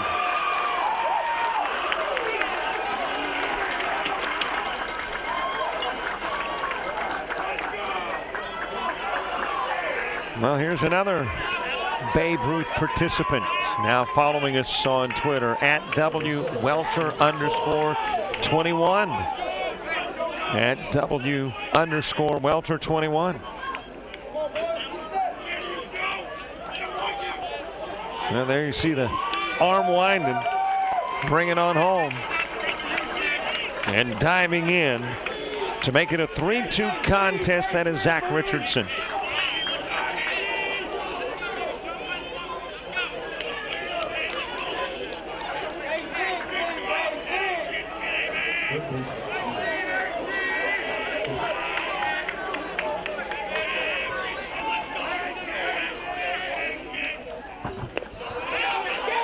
Toss gets away from Enter.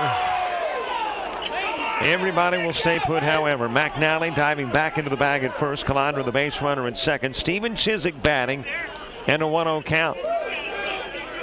At W Leathers 17. Thank you very much. At W Leathers 17.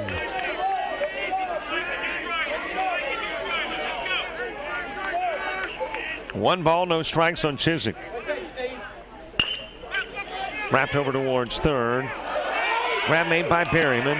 He will get over, get onto the bag before the arrival of Calandra. And the inning will come to an end, at least the top part of it. Got the bottom part of the inning coming up too. Couple of runs plate though. Brand new leader on the leaderboard. Mount Olive's got it back as we head to the bottom of the sixth. More Twitter followers when we return. With today's fast-paced world can be difficult. Accelerate your life with iFiber Communications high-speed internet. Surf, stream, and game like never before. Give us a call at 509-754-2600 and find out more at iFiber.tv. Cheryl Konos Farmers Insurance is your local one-stop shop for all of your insurance needs. Whether it's auto, home, life, business, and farm and ranch, Cheryl and Farmers are here for you. You never know when the unexpected will happen, so be ready for anything. She'll work for you to put together a package that fits your needs no matter how big or small. She's right here in Ephrata, so you can talk to her at any time. Please stop by for a free quote at 858 Basin Street Southwest or call 509-754-2550. Good luck to all the players and teams. Keeping up with today's fast-paced world can be difficult. Accelerate your life with iFiber Communications high-speed internet. Surf, stream, and game like never before. Give us a call at 509-754-2600 and find out more at Good look inside the Mount Olive dugout as we get ready for the bottom part of the sixth. The little Sweet Caroline. Neil Diamond playing on the PA here in Ephrata, Washington, Johnson O'Brien Stadium. I thought about, I'm an old timer, thought about going to a Neil Diamond concert this year in New Orleans. He was there in New Orleans. But, well, thought otherwise. But I got a feeling that's one of the songs we would have heard. Doesn't feel right to hear it, though, in a concert. It's supposed to be at a ballpark.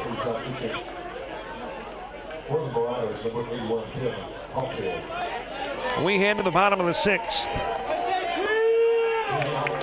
Joe Taylor stepping in to start things off.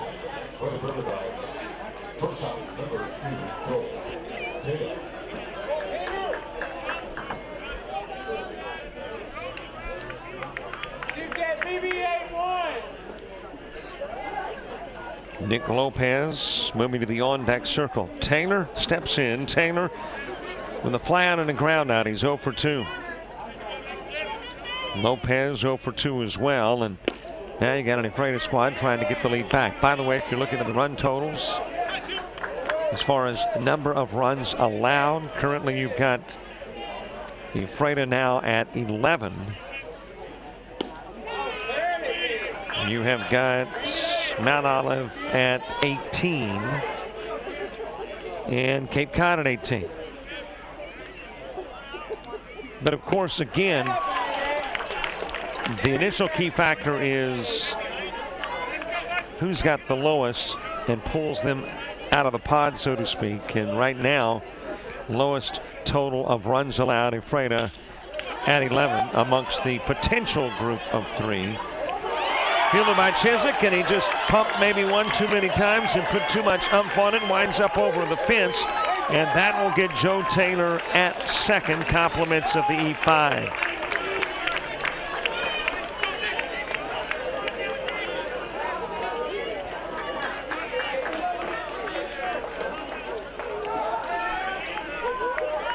So a base runner aboard. The error gets Taylor to second. Nick Lopez coming to the plate. Zach Berryman will follow.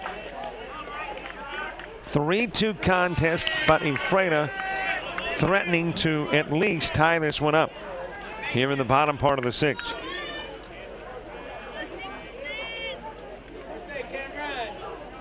A total of 8 base hits in the ball game, a total of 5 runs, a total of 4 errors committed. This one popped up on the infield, catch made by Mindler.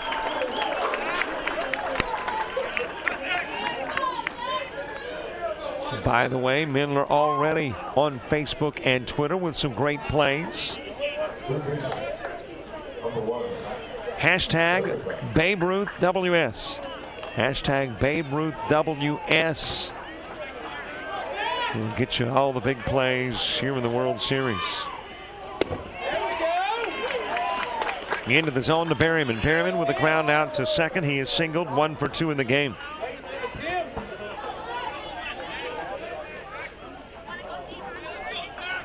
Here is the 0-1 offering. Berryman awaits. Harris delivers. Out of the strike zone, count even. Lead at second for Joe Taylor. Reached, compliments of the error committed by Chizik. And there you get a good look at Joe Taylor trying to tie this one up.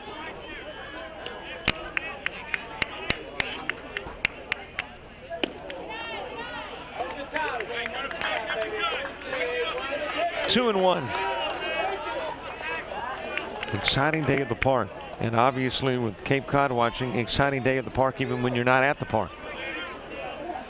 They have looked on this game with just about as much as anticipation as anybody else. Berryman delivering into right center field. Here comes Joe Taylor to score. Sliding into second. Tagged out there is Berryman.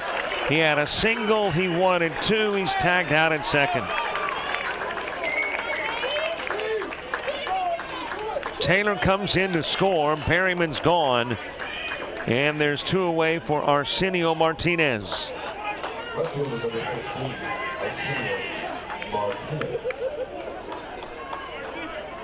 Arsenio Martinez has ground out to third. He's popped out as well.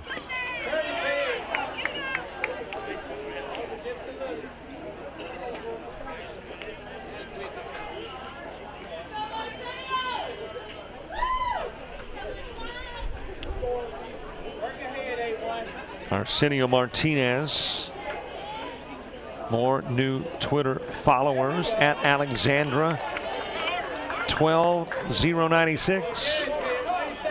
At Alexandra 12096. Thank you very much for following Jock Jive in the 6th. Into the strike zone, 1 and 2 on Martinez. Abel Gomez moving to the on-deck circle.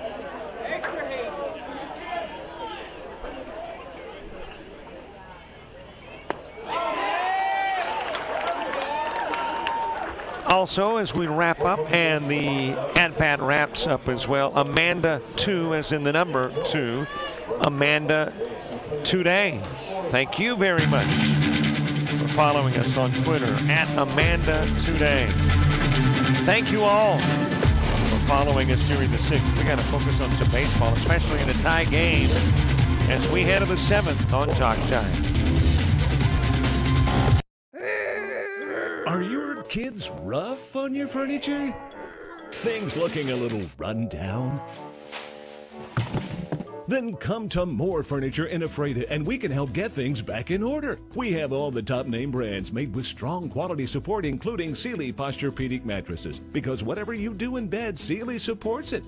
The next time your furniture is in need of some replacing, stop into More Furniture in Ephrata, locally owned and trusted for over 100 years.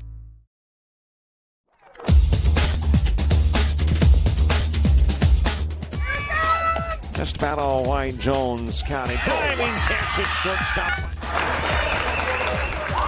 Gross.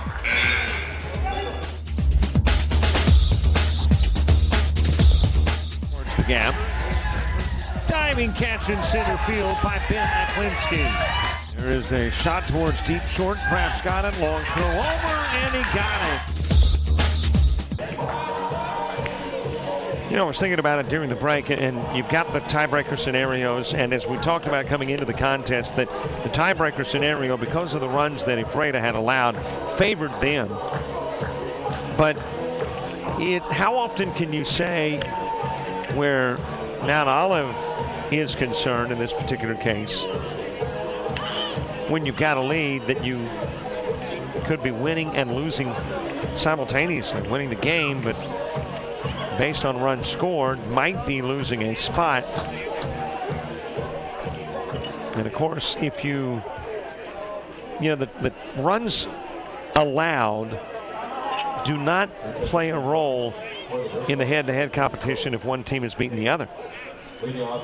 So where Mount Olive is concerned, what they've got to do is just basically not just win. They've got to score a ton of runs here in the 7th. Obviously, we're going to go to the bottom part of the inning if they don't score the number of runs needed. But we are in the 7th, and Mount Olive needs to score not only enough to take the lead, they need to score enough runs to cut into Ephrata's lead where least number of runs are allowed if you get into a tiebreaker scenario.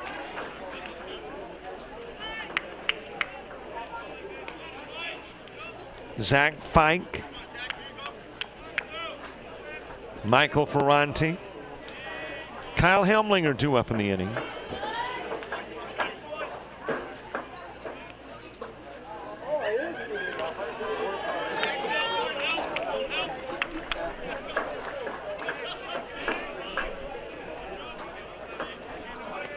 Two balls and a strike on Fike.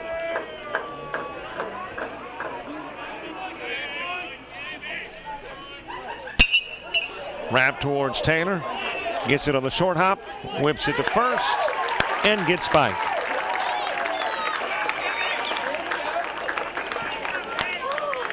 One away for Michael Ferrante. Well, I guess the best scenario is to just get the game played and pass the info on to those who make the decisions. And I know I received a text that run differential was part of the scenario. That is something that I'd been told at one point as well, and I'm sure that on down the line somewhere is a tiebreaker scenario, but may not be part of the scenario tonight. And again, just play the game, win the game, let the chips fall where they may fall at the end of it, and we will pass the info along as to where they've fallen. That falls into the mitt of left fielder Arsenio Martinez, and Michael Ferrante is out, number 2.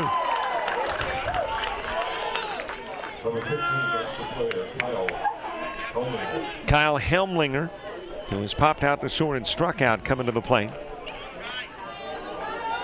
Of course, by the way, we will have it posted on Facebook. The seeding for all divisions, the seeding for the National Division, and also the seeding for the American Division. That will all post on Facebook as well as Twitter come the end of the game as soon as we've got the official information. Helmlinger did not go and appeal down to first. Ricky Bryan asking Greg Chouinard, did Helmlinger carry through, and he did not. 2-0. Joe Taylor, by the way, the new pitcher. So Joe Taylor stepping up onto the hill, pitching here into the 7th.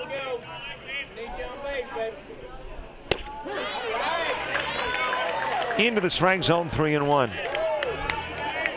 Seen Taylor obviously a number of times at short, but also a number of times on the hill in a relief role.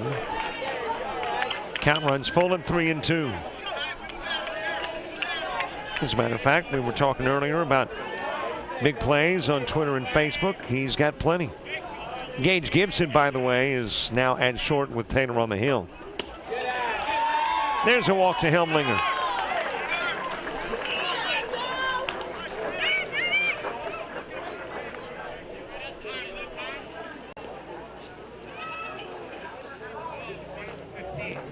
And a runner coming in for Helmlinger.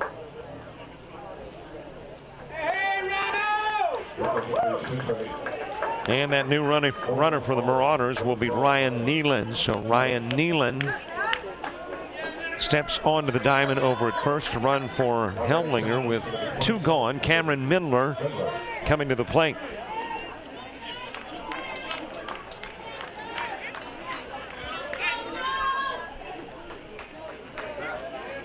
Three contest here in the 7th. Throw to first and diving back in safely goes Nealon. Cameron Mindler with a base runner aboard, 2 gone. We're in the top of the 7th. Bottom part of the inning. It'll be Gomez, Maheen, and Gibson coming to the plate. We have not had an extra inning game thus far in the World Series. We've had 3 wrap up early. 1 in the 5th, 2 in the 6th.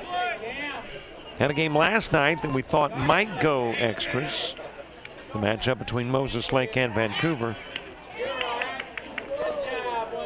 Diving back in safely is Nealon.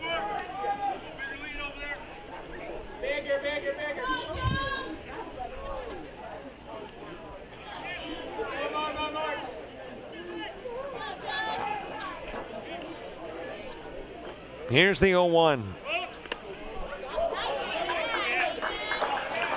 Out of the strike zone, count goes even at 1 each. Well, again, coming in.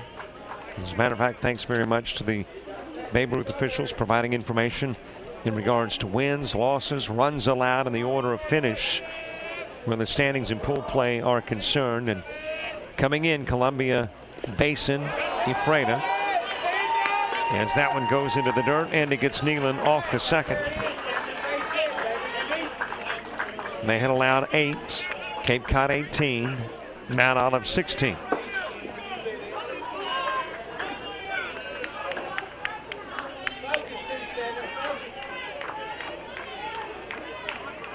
Here is the 2-1 offering.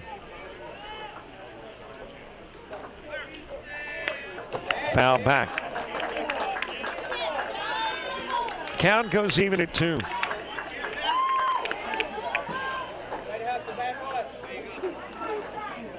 So as we mentioned coming in, Ephrata is in the driver's seat no matter what happens here.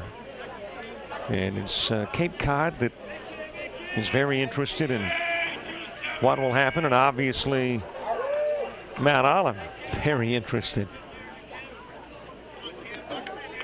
Into the game, we will as quickly as possible post, by the way, who will be where. We know the 1 seed, it is Charleston, Missouri. Got to figure out 2 and 3. Low pitch 3 and 2. Joe Taylor already contending with 1 base runner. That is Nealon running for Helmlinger at second. And now a 3-2 count on Mindler.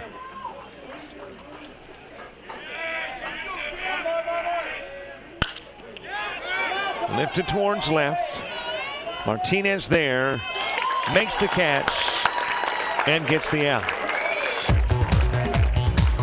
3 apiece, we go to the bottom of the 7th.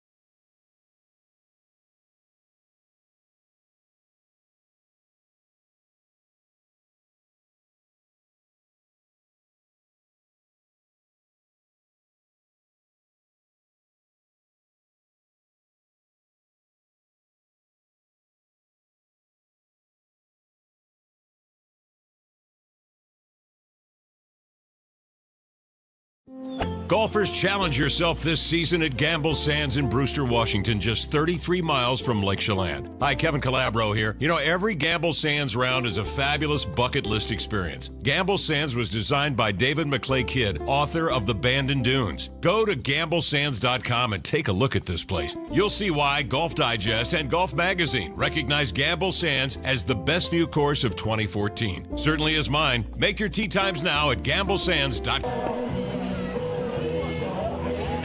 Bottom of the 7th, a new pitcher on the hill for the Marauders. Tim Caulfield will come in and spell relief for Jason Harris. Getting his final warm-up tosses in as we get the bottom of 7th underway. There's your line score, 3-5-3 for Mount Olive, 3-4-1. And that belongs to Ephrata. And it looks like a hitter coming in for Gomez. And that pinch hitter will be Caden Murphy. So Murphy will start things off for Ephrata.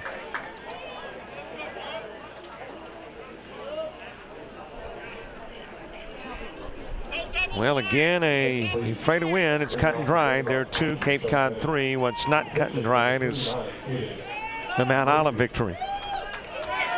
Throws it into a 3-way tie, and there are some scenarios to be played out, determined. The 4 Babe Ruth officials here put their official stamp of approval on a 2 seed and a 3 seed. Bunted by Murphy and bunted foul. Well, what you got to love is that you've come to the last game in pool play after 19 prior games. And this is what you got. Obviously, a lot of interest in the game. It's not one of those games where it's absolutely meaningless. It is completely meaningful. Joey Maheen with a fly out, reached on an error as well. He has moved to the on-deck circle and will follow Mr. Caden Murphy.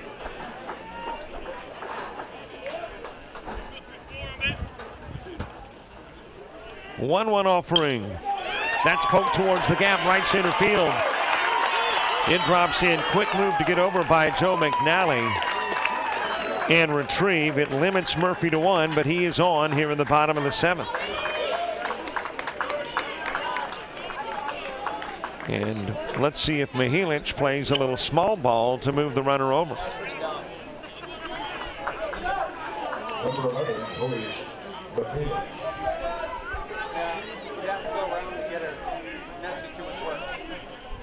You would think so. Let's see. And there, yep, he squares to bunt, pulls back.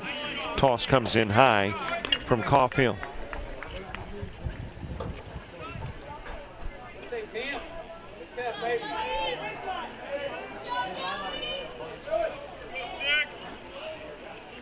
Here is the 1-0 offering. Maheen again showing bunt. Again, it's high. Well, Ephrata would love to take a walk.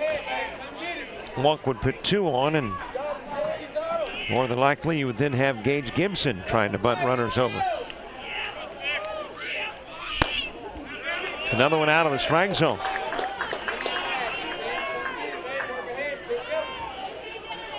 And I feel pretty comfortable in saying that Maheen is going to take on a 3-0.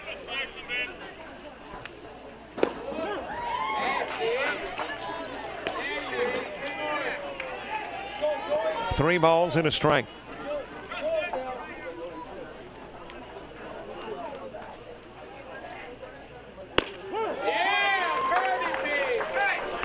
Almost appeared as though Maheen was anticipating something out of the strike zone. He never offered to bunt. When offering to bunt on a total of 4 previous pitches, throw over to first, and Murphy will get back safely.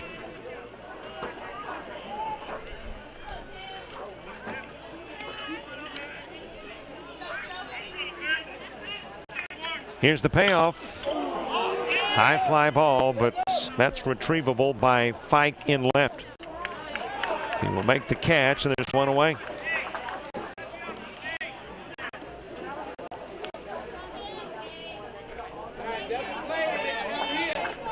One hour, 55 minutes. Our viewers on the East Coast who are up very, very late, or we've talked about this earlier, very, very early, nearly 1 a.m. If something doesn't happen here in the bottom part of the 7th, you may have to stay up a little bit later to get the end result of this one. Into the strike zone to Gibson. 1 away, 1 aboard, bottom of the 7th. Ethan Etter awaiting his opportunity next. The right-hander Caulfield in relief of Harris. Fouled back, out of play.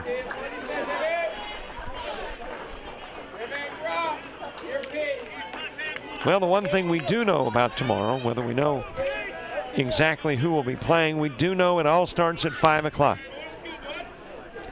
And we do know that we will be here to provide you all the coverage.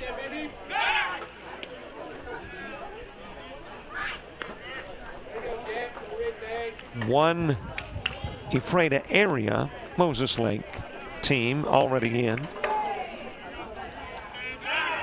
And again, based on, as we know at the tiebreaker scenarios, another likely in at some point. So the state of Washington well represented in the final 6. That one missed, but barely, and it's 1-2.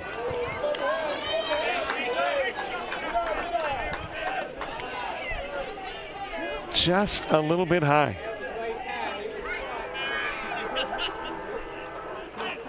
Ethan Enner is on deck. Here's the 1-2 offering. It is hit towards third, scooped up by Chizik.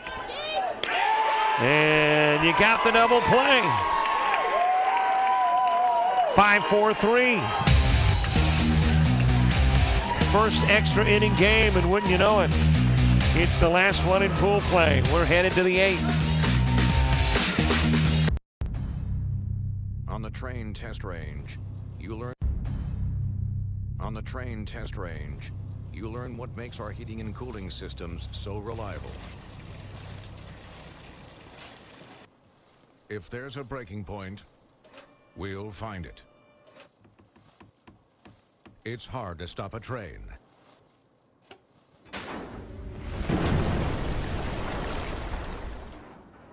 Really hard. Train, the most reliable for a reason.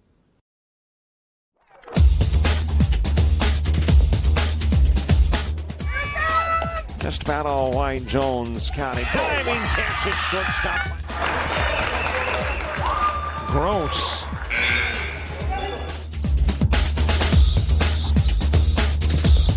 Towards the gap. Diving catch in center field by Ben Aklinski. There is a shot towards deep short. Kraft's got it. Long throw over, and he got it.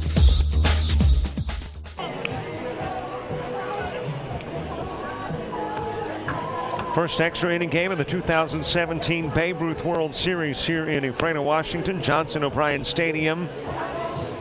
And wouldn't you know, it's the game that's to determine who gets the 2 and 3 spots in the American division of pool play, and we haven't decided after 7 innings. We're going to have more innings. Well, I'm not sure what has transpired in the Ephrata dugout, but I saw Greg Chenard come over.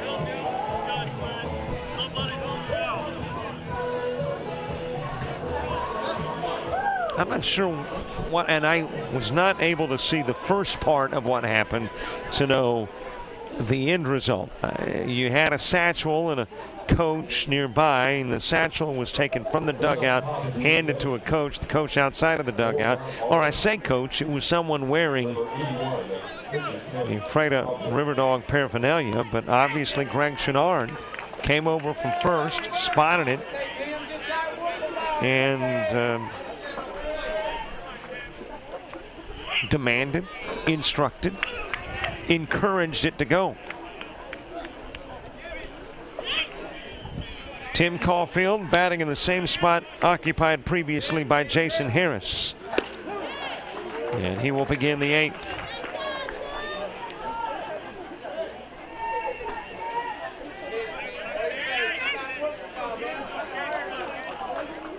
Alex Tucker.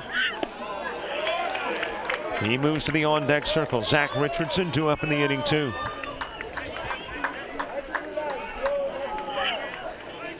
Two-one offering to Caulfield. Caulfield getting his first at-bat in extra innings.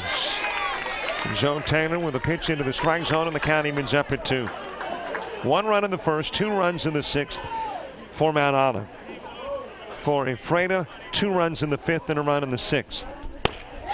Swing and a miss. Out goes Caulfield for out number 1. Shout out says, or at least a text, more Twitter shout outs for extra innings, question mark. I think we loaded up on, not to the degree that we want to. I mean, we encourage them, but especially in an extra inning game, I think we got to look down under the diamond below and focus on, at this point, Alex Tucker. But thank you very much, all who have followed us on Twitter, all who have texted in, all who have liked on Facebook during the course of the evening. Well, it's been busy, and we appreciate it. Often I say, if not for you, no need for us. So thanks very much. Bunting towards third, charging in Berryman. Quick throw over, not quick enough. And Alex Tucker is on.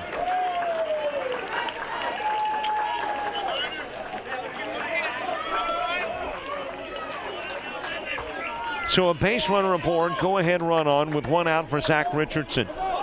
Jack Calandra moves to the on-deck circle. Richardson, a couple of pop-outs and a single. He is 1 for 3 with a run scored.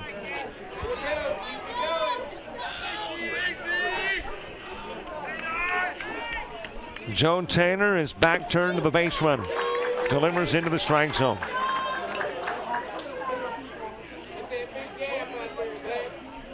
Bottom of the 8th, bottom of the order gets things started for Alfredo Washington.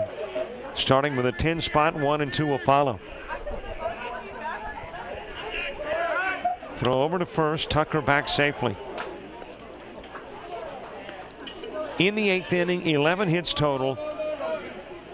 You've got Mount Olive with one more base hit than Alfredo, 6-5.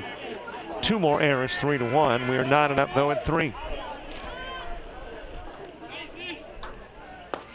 And by the way, those folks that have to go to work at 4 a.m. Wow. I mean, we're at least going to about 1:30 your time in the Eastern time zone. Zach Richardson flew out to left in the first, the third. He singled and scored a run in the 6th.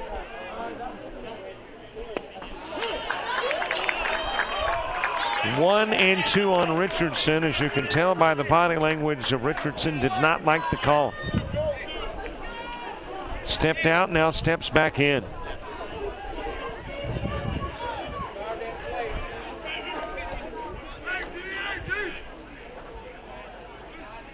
One ball, 2 strikes. Lifted towards left field. That will tail off into foul territory.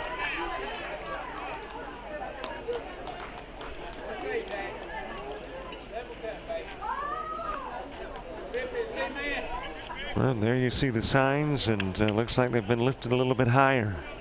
The Mount Olive, the Marauders, the Let's Go MO. Rooting their team on from the stands. Nice Marauder fan support has made their way far out west for this deciding game, the last one in pool play, before heading to bracket play tomorrow night at 5. 1-2 pitch. Pitch out. Thinking that Tucker might go. He stays over at first.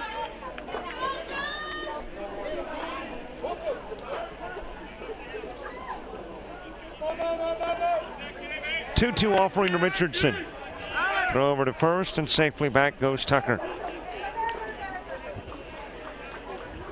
Mount Olive trying to get their go-ahead run in here in the top of the 8th.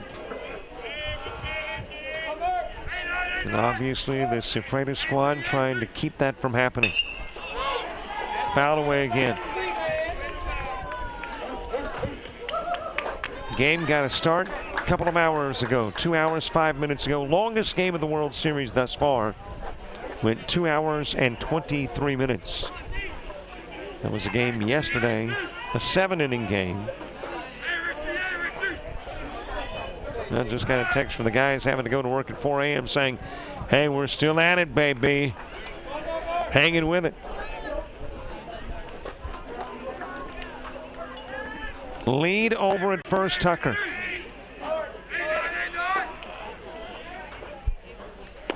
Swing and a miss, and Richardson is out, number 2.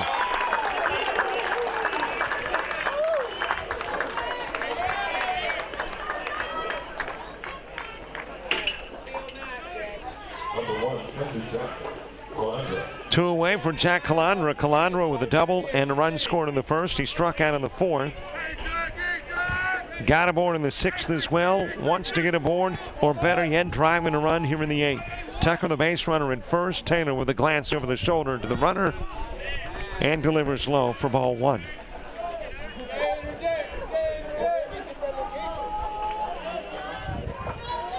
Well, the fans getting their money's worth, getting some extra baseball.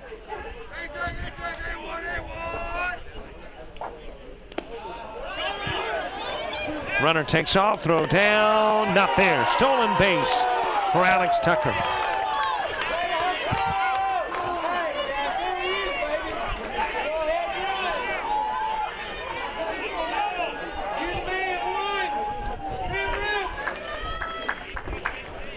And there you see it, boy, that was close.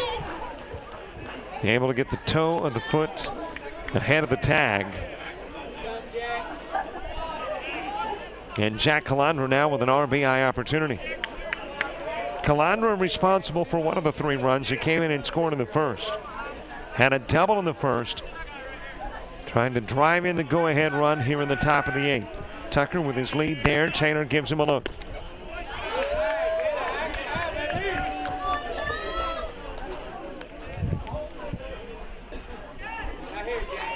You might at this point just consider putting Calandra on. Let's see if Taylor does indeed serve something into the strike zone. He does, brings it right down the middle. A little bit of a surprise on a 3-0 with a Calandra that's already delivered with a couple of base hits in the contest. But Taylor willing to challenge him and get him in that face the cleanup guy, Mcnally. Timeout asked for by Calandra.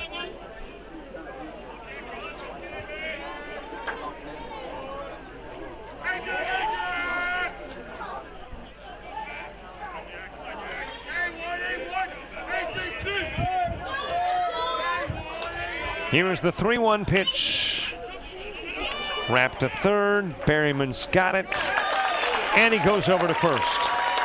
Gets the out. One base runner left on. Nobody scores in the top of the eighth. Bottom part of the inning coming up for Fredo, looking for something in the form of a walk-off when we come back. Today's Best Western is more rewarding than ever. Rewards members get our best rates every stay. And with rewards points that never expire, you get more free nights at over 4,200 hotels worldwide, gift cards, and instant rewards. Now get a $10 gift card with every night you stay. Let's go get rewarded. Book now at bestwestern.com.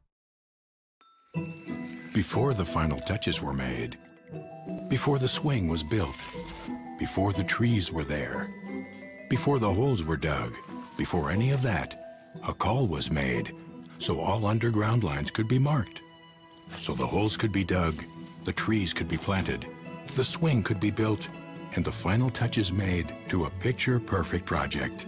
Dream, plan, prepare. Call 811 before you dig.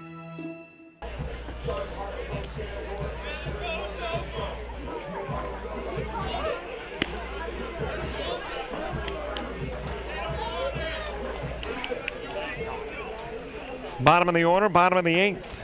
Ethan Etter will lead things off. Just ran over to the booth next door to talk with a Babe Ruth official, and what they're going to do is, as soon as the game wraps up, we may take one break, come back, and we will know and share before we leave the air who's got what spots. So thank you very much. Babe Ruth officials, the maintenance crews, the scorekeepers, just everybody that's been affiliated with the Babe Ruth World Series here, so cooperative in providing the information and the resources necessary to be able to update you and refresh you on everything that is happening here. So before we leave the air, we should be able to provide you with information in regards to who is 2, who is 3. 0-2 on Eder.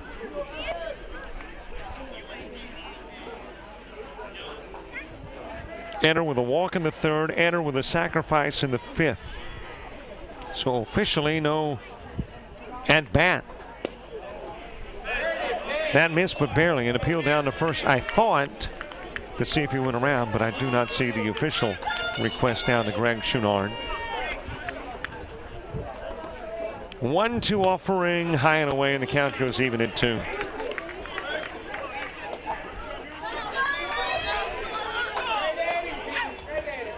If there is a top part of the ninth, well, it starts with there's a shot over to first, but it's fouled off. And immediately stating such from behind home plate was Ricky Bryan.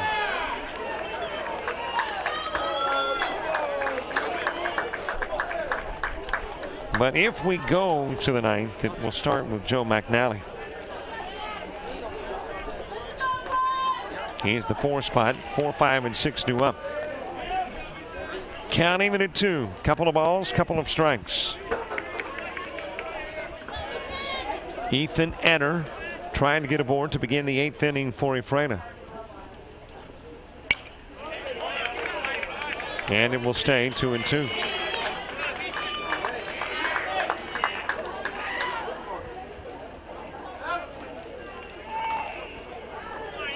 Tim Caulfield, right-hander, set to deliver.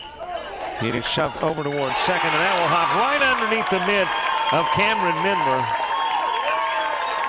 It was going to be difficult to field, but Mindler puts the mitt above the ball. The ball travels underneath. Mindler will be charged with the error.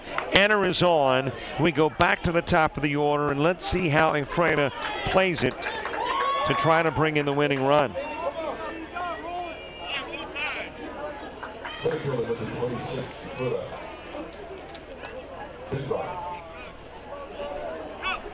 And now Caulfield will get a visit.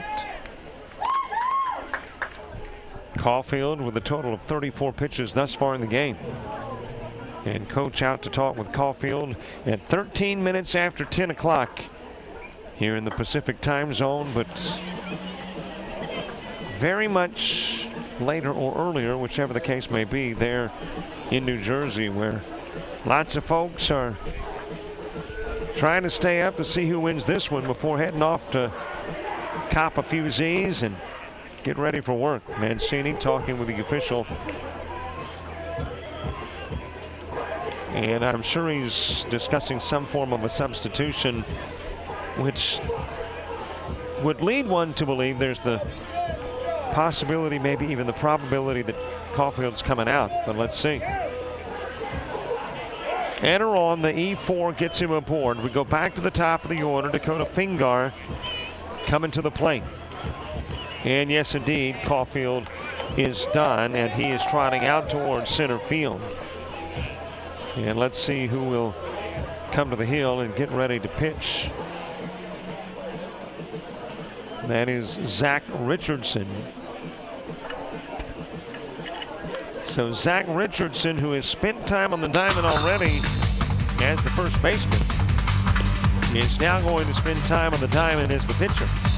And he's going to try to take over with a base runner on and the game on the line.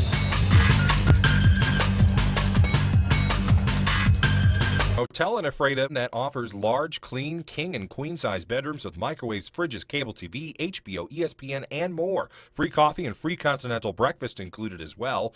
They also have fax services and high-speed internet available to all rooms, all for an unbelievable low price. I'm talking about the Ephrata Inn Motel, where it's their business to serve you. Call today toll-free at 877-454-3575, located at 848 Basin Street Southwest, the Ephrata Inn Motel. On the left, the $6 foot-long Subway Club with turkey, Black Forest ham, and roast beef. On the right, the sweet onion chicken teriyaki dripping in sweet onion sauce. 2 footlongs enter, none leave, because you ate them.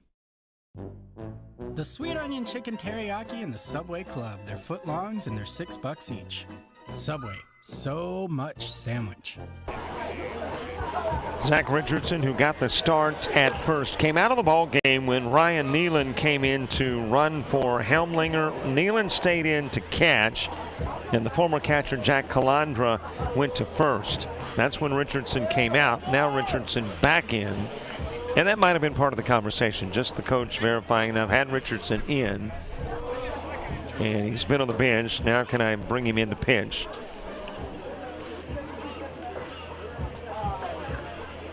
And then going out to center field is Tim Caulfield.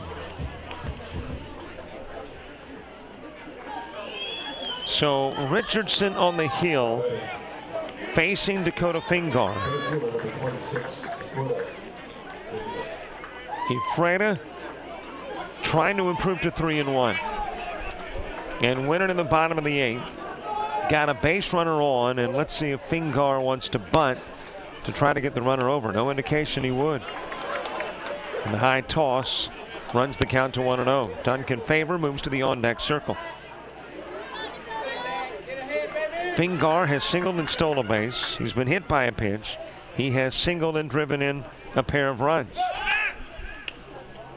So at least for the moment, Randy Boroff, the head coach of Ephrata, opting to allow Fingar to bat, especially based on his success thus far today. 2 for 2 with 2 RBIs. Throw again over to first. We have seen a number of throws to first wind up nowhere near first and give base runners an opportunity to advance 1 or 2 bags. Here, that would be very costly for Mount Olive. Pitch misses, 2-0.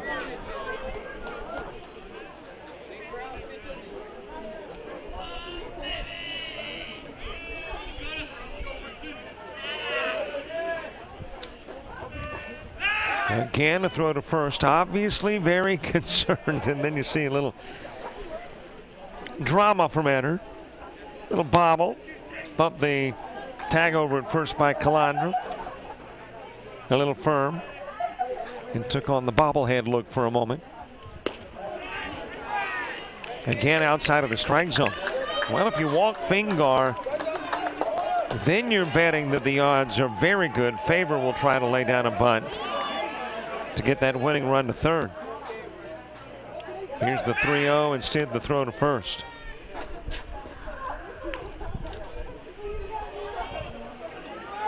Well, thanks so much for watching late into the evening or early into the morning. Whether it be on Facebook, the Babe Ruth page, whether it be on Ephrata World Series 2017.com, whether it be on jockjive.com. Caught the corner. Fingar thought for a moment he was headed to first, gets back into the box and awaits the 3-1 throw to first. And again, safely back goes Enter.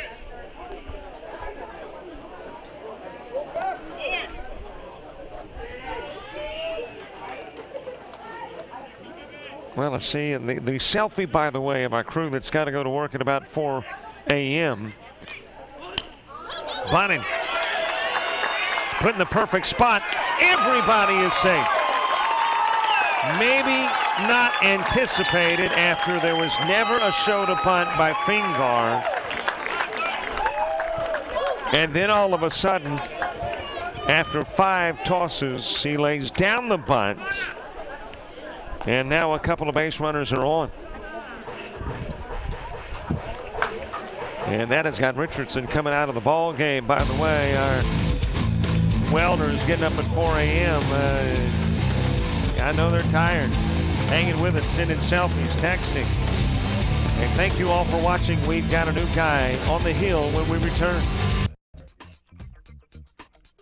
Your eyes are a window to your health. And now introducing the latest in technology for diagnosing eye disease. Ephrata Eye Care has been serving the Columbia Basin for 20 years with a friendly professional staff that help you select eyewear that is right for you. Big and wide is the way to describe the selection of leading brands of eyewear. No more dilation with the new OptoMap ultra-wide field imaging. Ephrata Eye Care. Call today for your next appointment, 754-2020.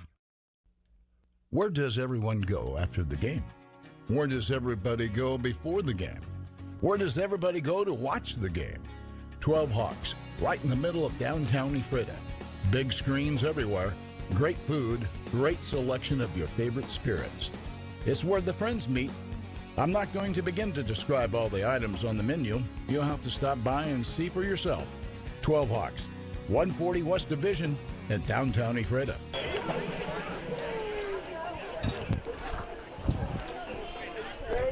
Well, and it's Caulfield who is back, and I'm sure that's why the conversation between Mancini and the plate umpire existed earlier, just to discuss what was planned. So Caulfield goes to center field. Richardson faces one. And then Caulfield comes back to the mound. Turner goes back to center field. By the way, it is the Welding family, not the Welders. See, I didn't know that you weren't welders and had some work at 4 a.m. So it's the Weldings who are watching very early into the morning. Unusual, by the way, this change. As a matter of fact, I don't know that I've seen this in a game that I've actually called where it's almost like you got a pinch pitcher. And Richardson came in for the sole purpose to pitch to Finge, and then Caulfield comes back in.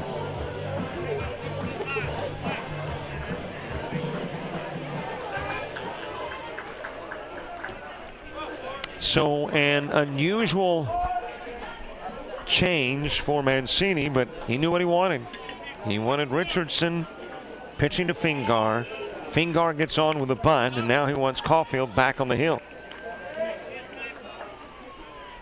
And Duncan Favor will step into the box, and let's see if a bunt is forthcoming to get a runner at third, or at least make the effort to get the runner at third. That's what Mount Olive is anticipating. Out of the strike zone to Duncan Favor.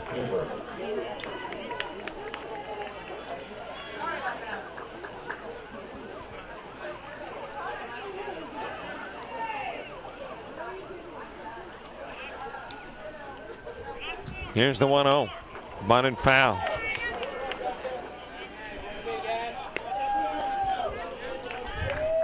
Count evens, one apiece. Couple of base runners on. Anner is gone to second. Reached on an error. The bunt single by Finge gets Anner to second. Finge at first. Favor batting. Count even at one. Joe Taylor will follow. Ephrata wanting a run in the bottom of the eighth. A victory makes them 3-1 in the two-team in the American Division and puts Cape Cod in. A loss, and then we go to a tiebreaker scenario. And even in that tiebreaker scenario, Ephrata holds the edge in a multiplicity of tiebreakers.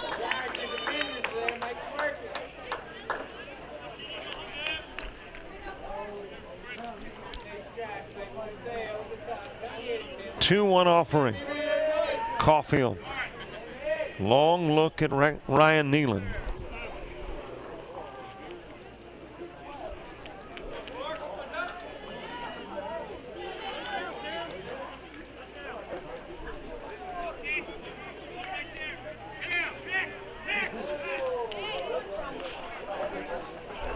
Back in safely goes Errand.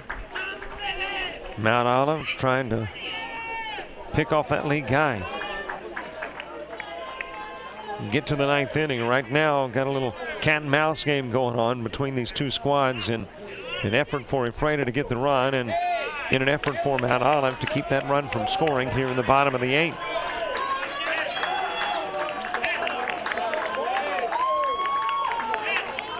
3 balls and a strike. Big pitch coming up from Caulfield. The big guy has got to feel a little bit of pressure. If it is out of the strike zone, the bases are loaded, the winning run gets 90 feet away, it's fouled off.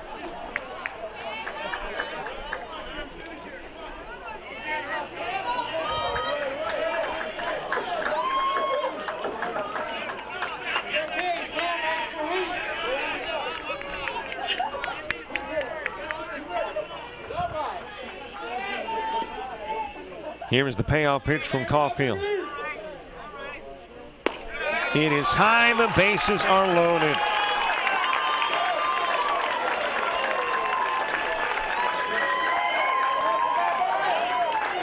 Errand goes to third. Finge is at second. Favor is first. Nobody's out.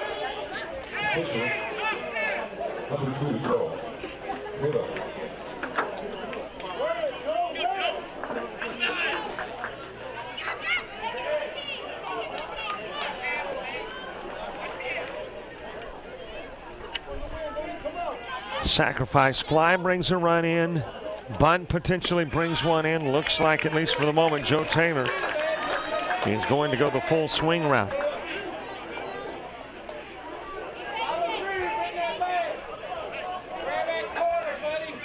Taylor has popped up to left. He's ground out to second. He has reached on an error and scored a run. And he needs something deep. Infield in tight, trying to gun down the run at home plate. The outfield is in close as well. Joe Taylor, at least for the moment, looks like he wants something deep to score Errand from third. Well, here's another big pitch coming from Caulfield. You don't want to run the count to 3-0 if you're Caulfield. That was out of the zone as well, and now if you are Joe Taylor, you just sit back and wait on a couple of pitches.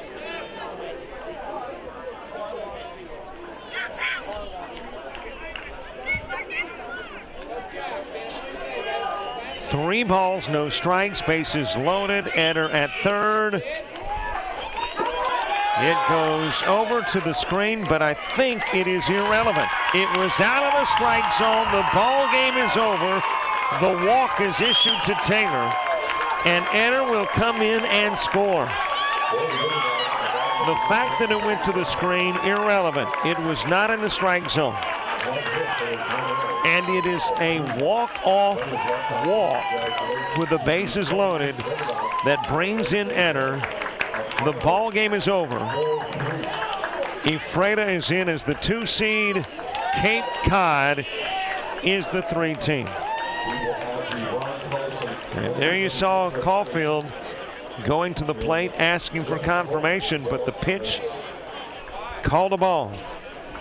Outside of the strike zone, Errand will score on the bases loaded walk. And this ball game is over. It goes finally 4-3. Ephrata victory. And with the Ephrata win, it's all cut and dry. River Dogs are 2, Cape Cod 3. Baseball starts at 5 tomorrow.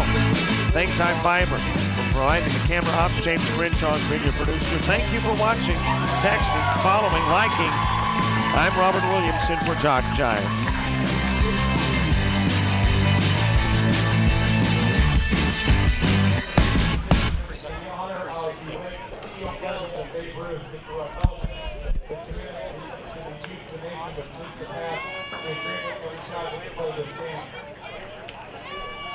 For Mount Olive, your Ron Carlson player of the game, number 1, Jack Calandra.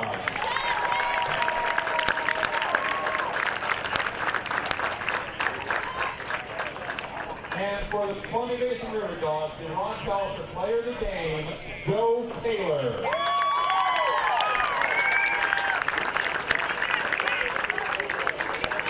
Thank you, congratulations. First one, let's do this.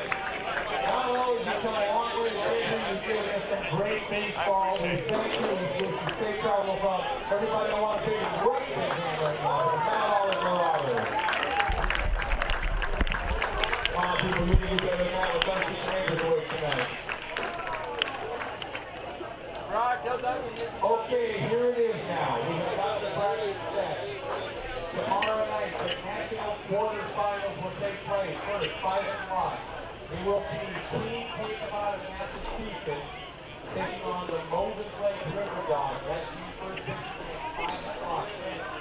At 7:30 or as long as we can get to it, we will have a second national semifinal. Pro Hammer Baseball of Tucson, Arizona taking on the Columbia Basin River Dogs. That game begins at 7:30. Semifinal game will be played on Friday at the same time. The Cape Cod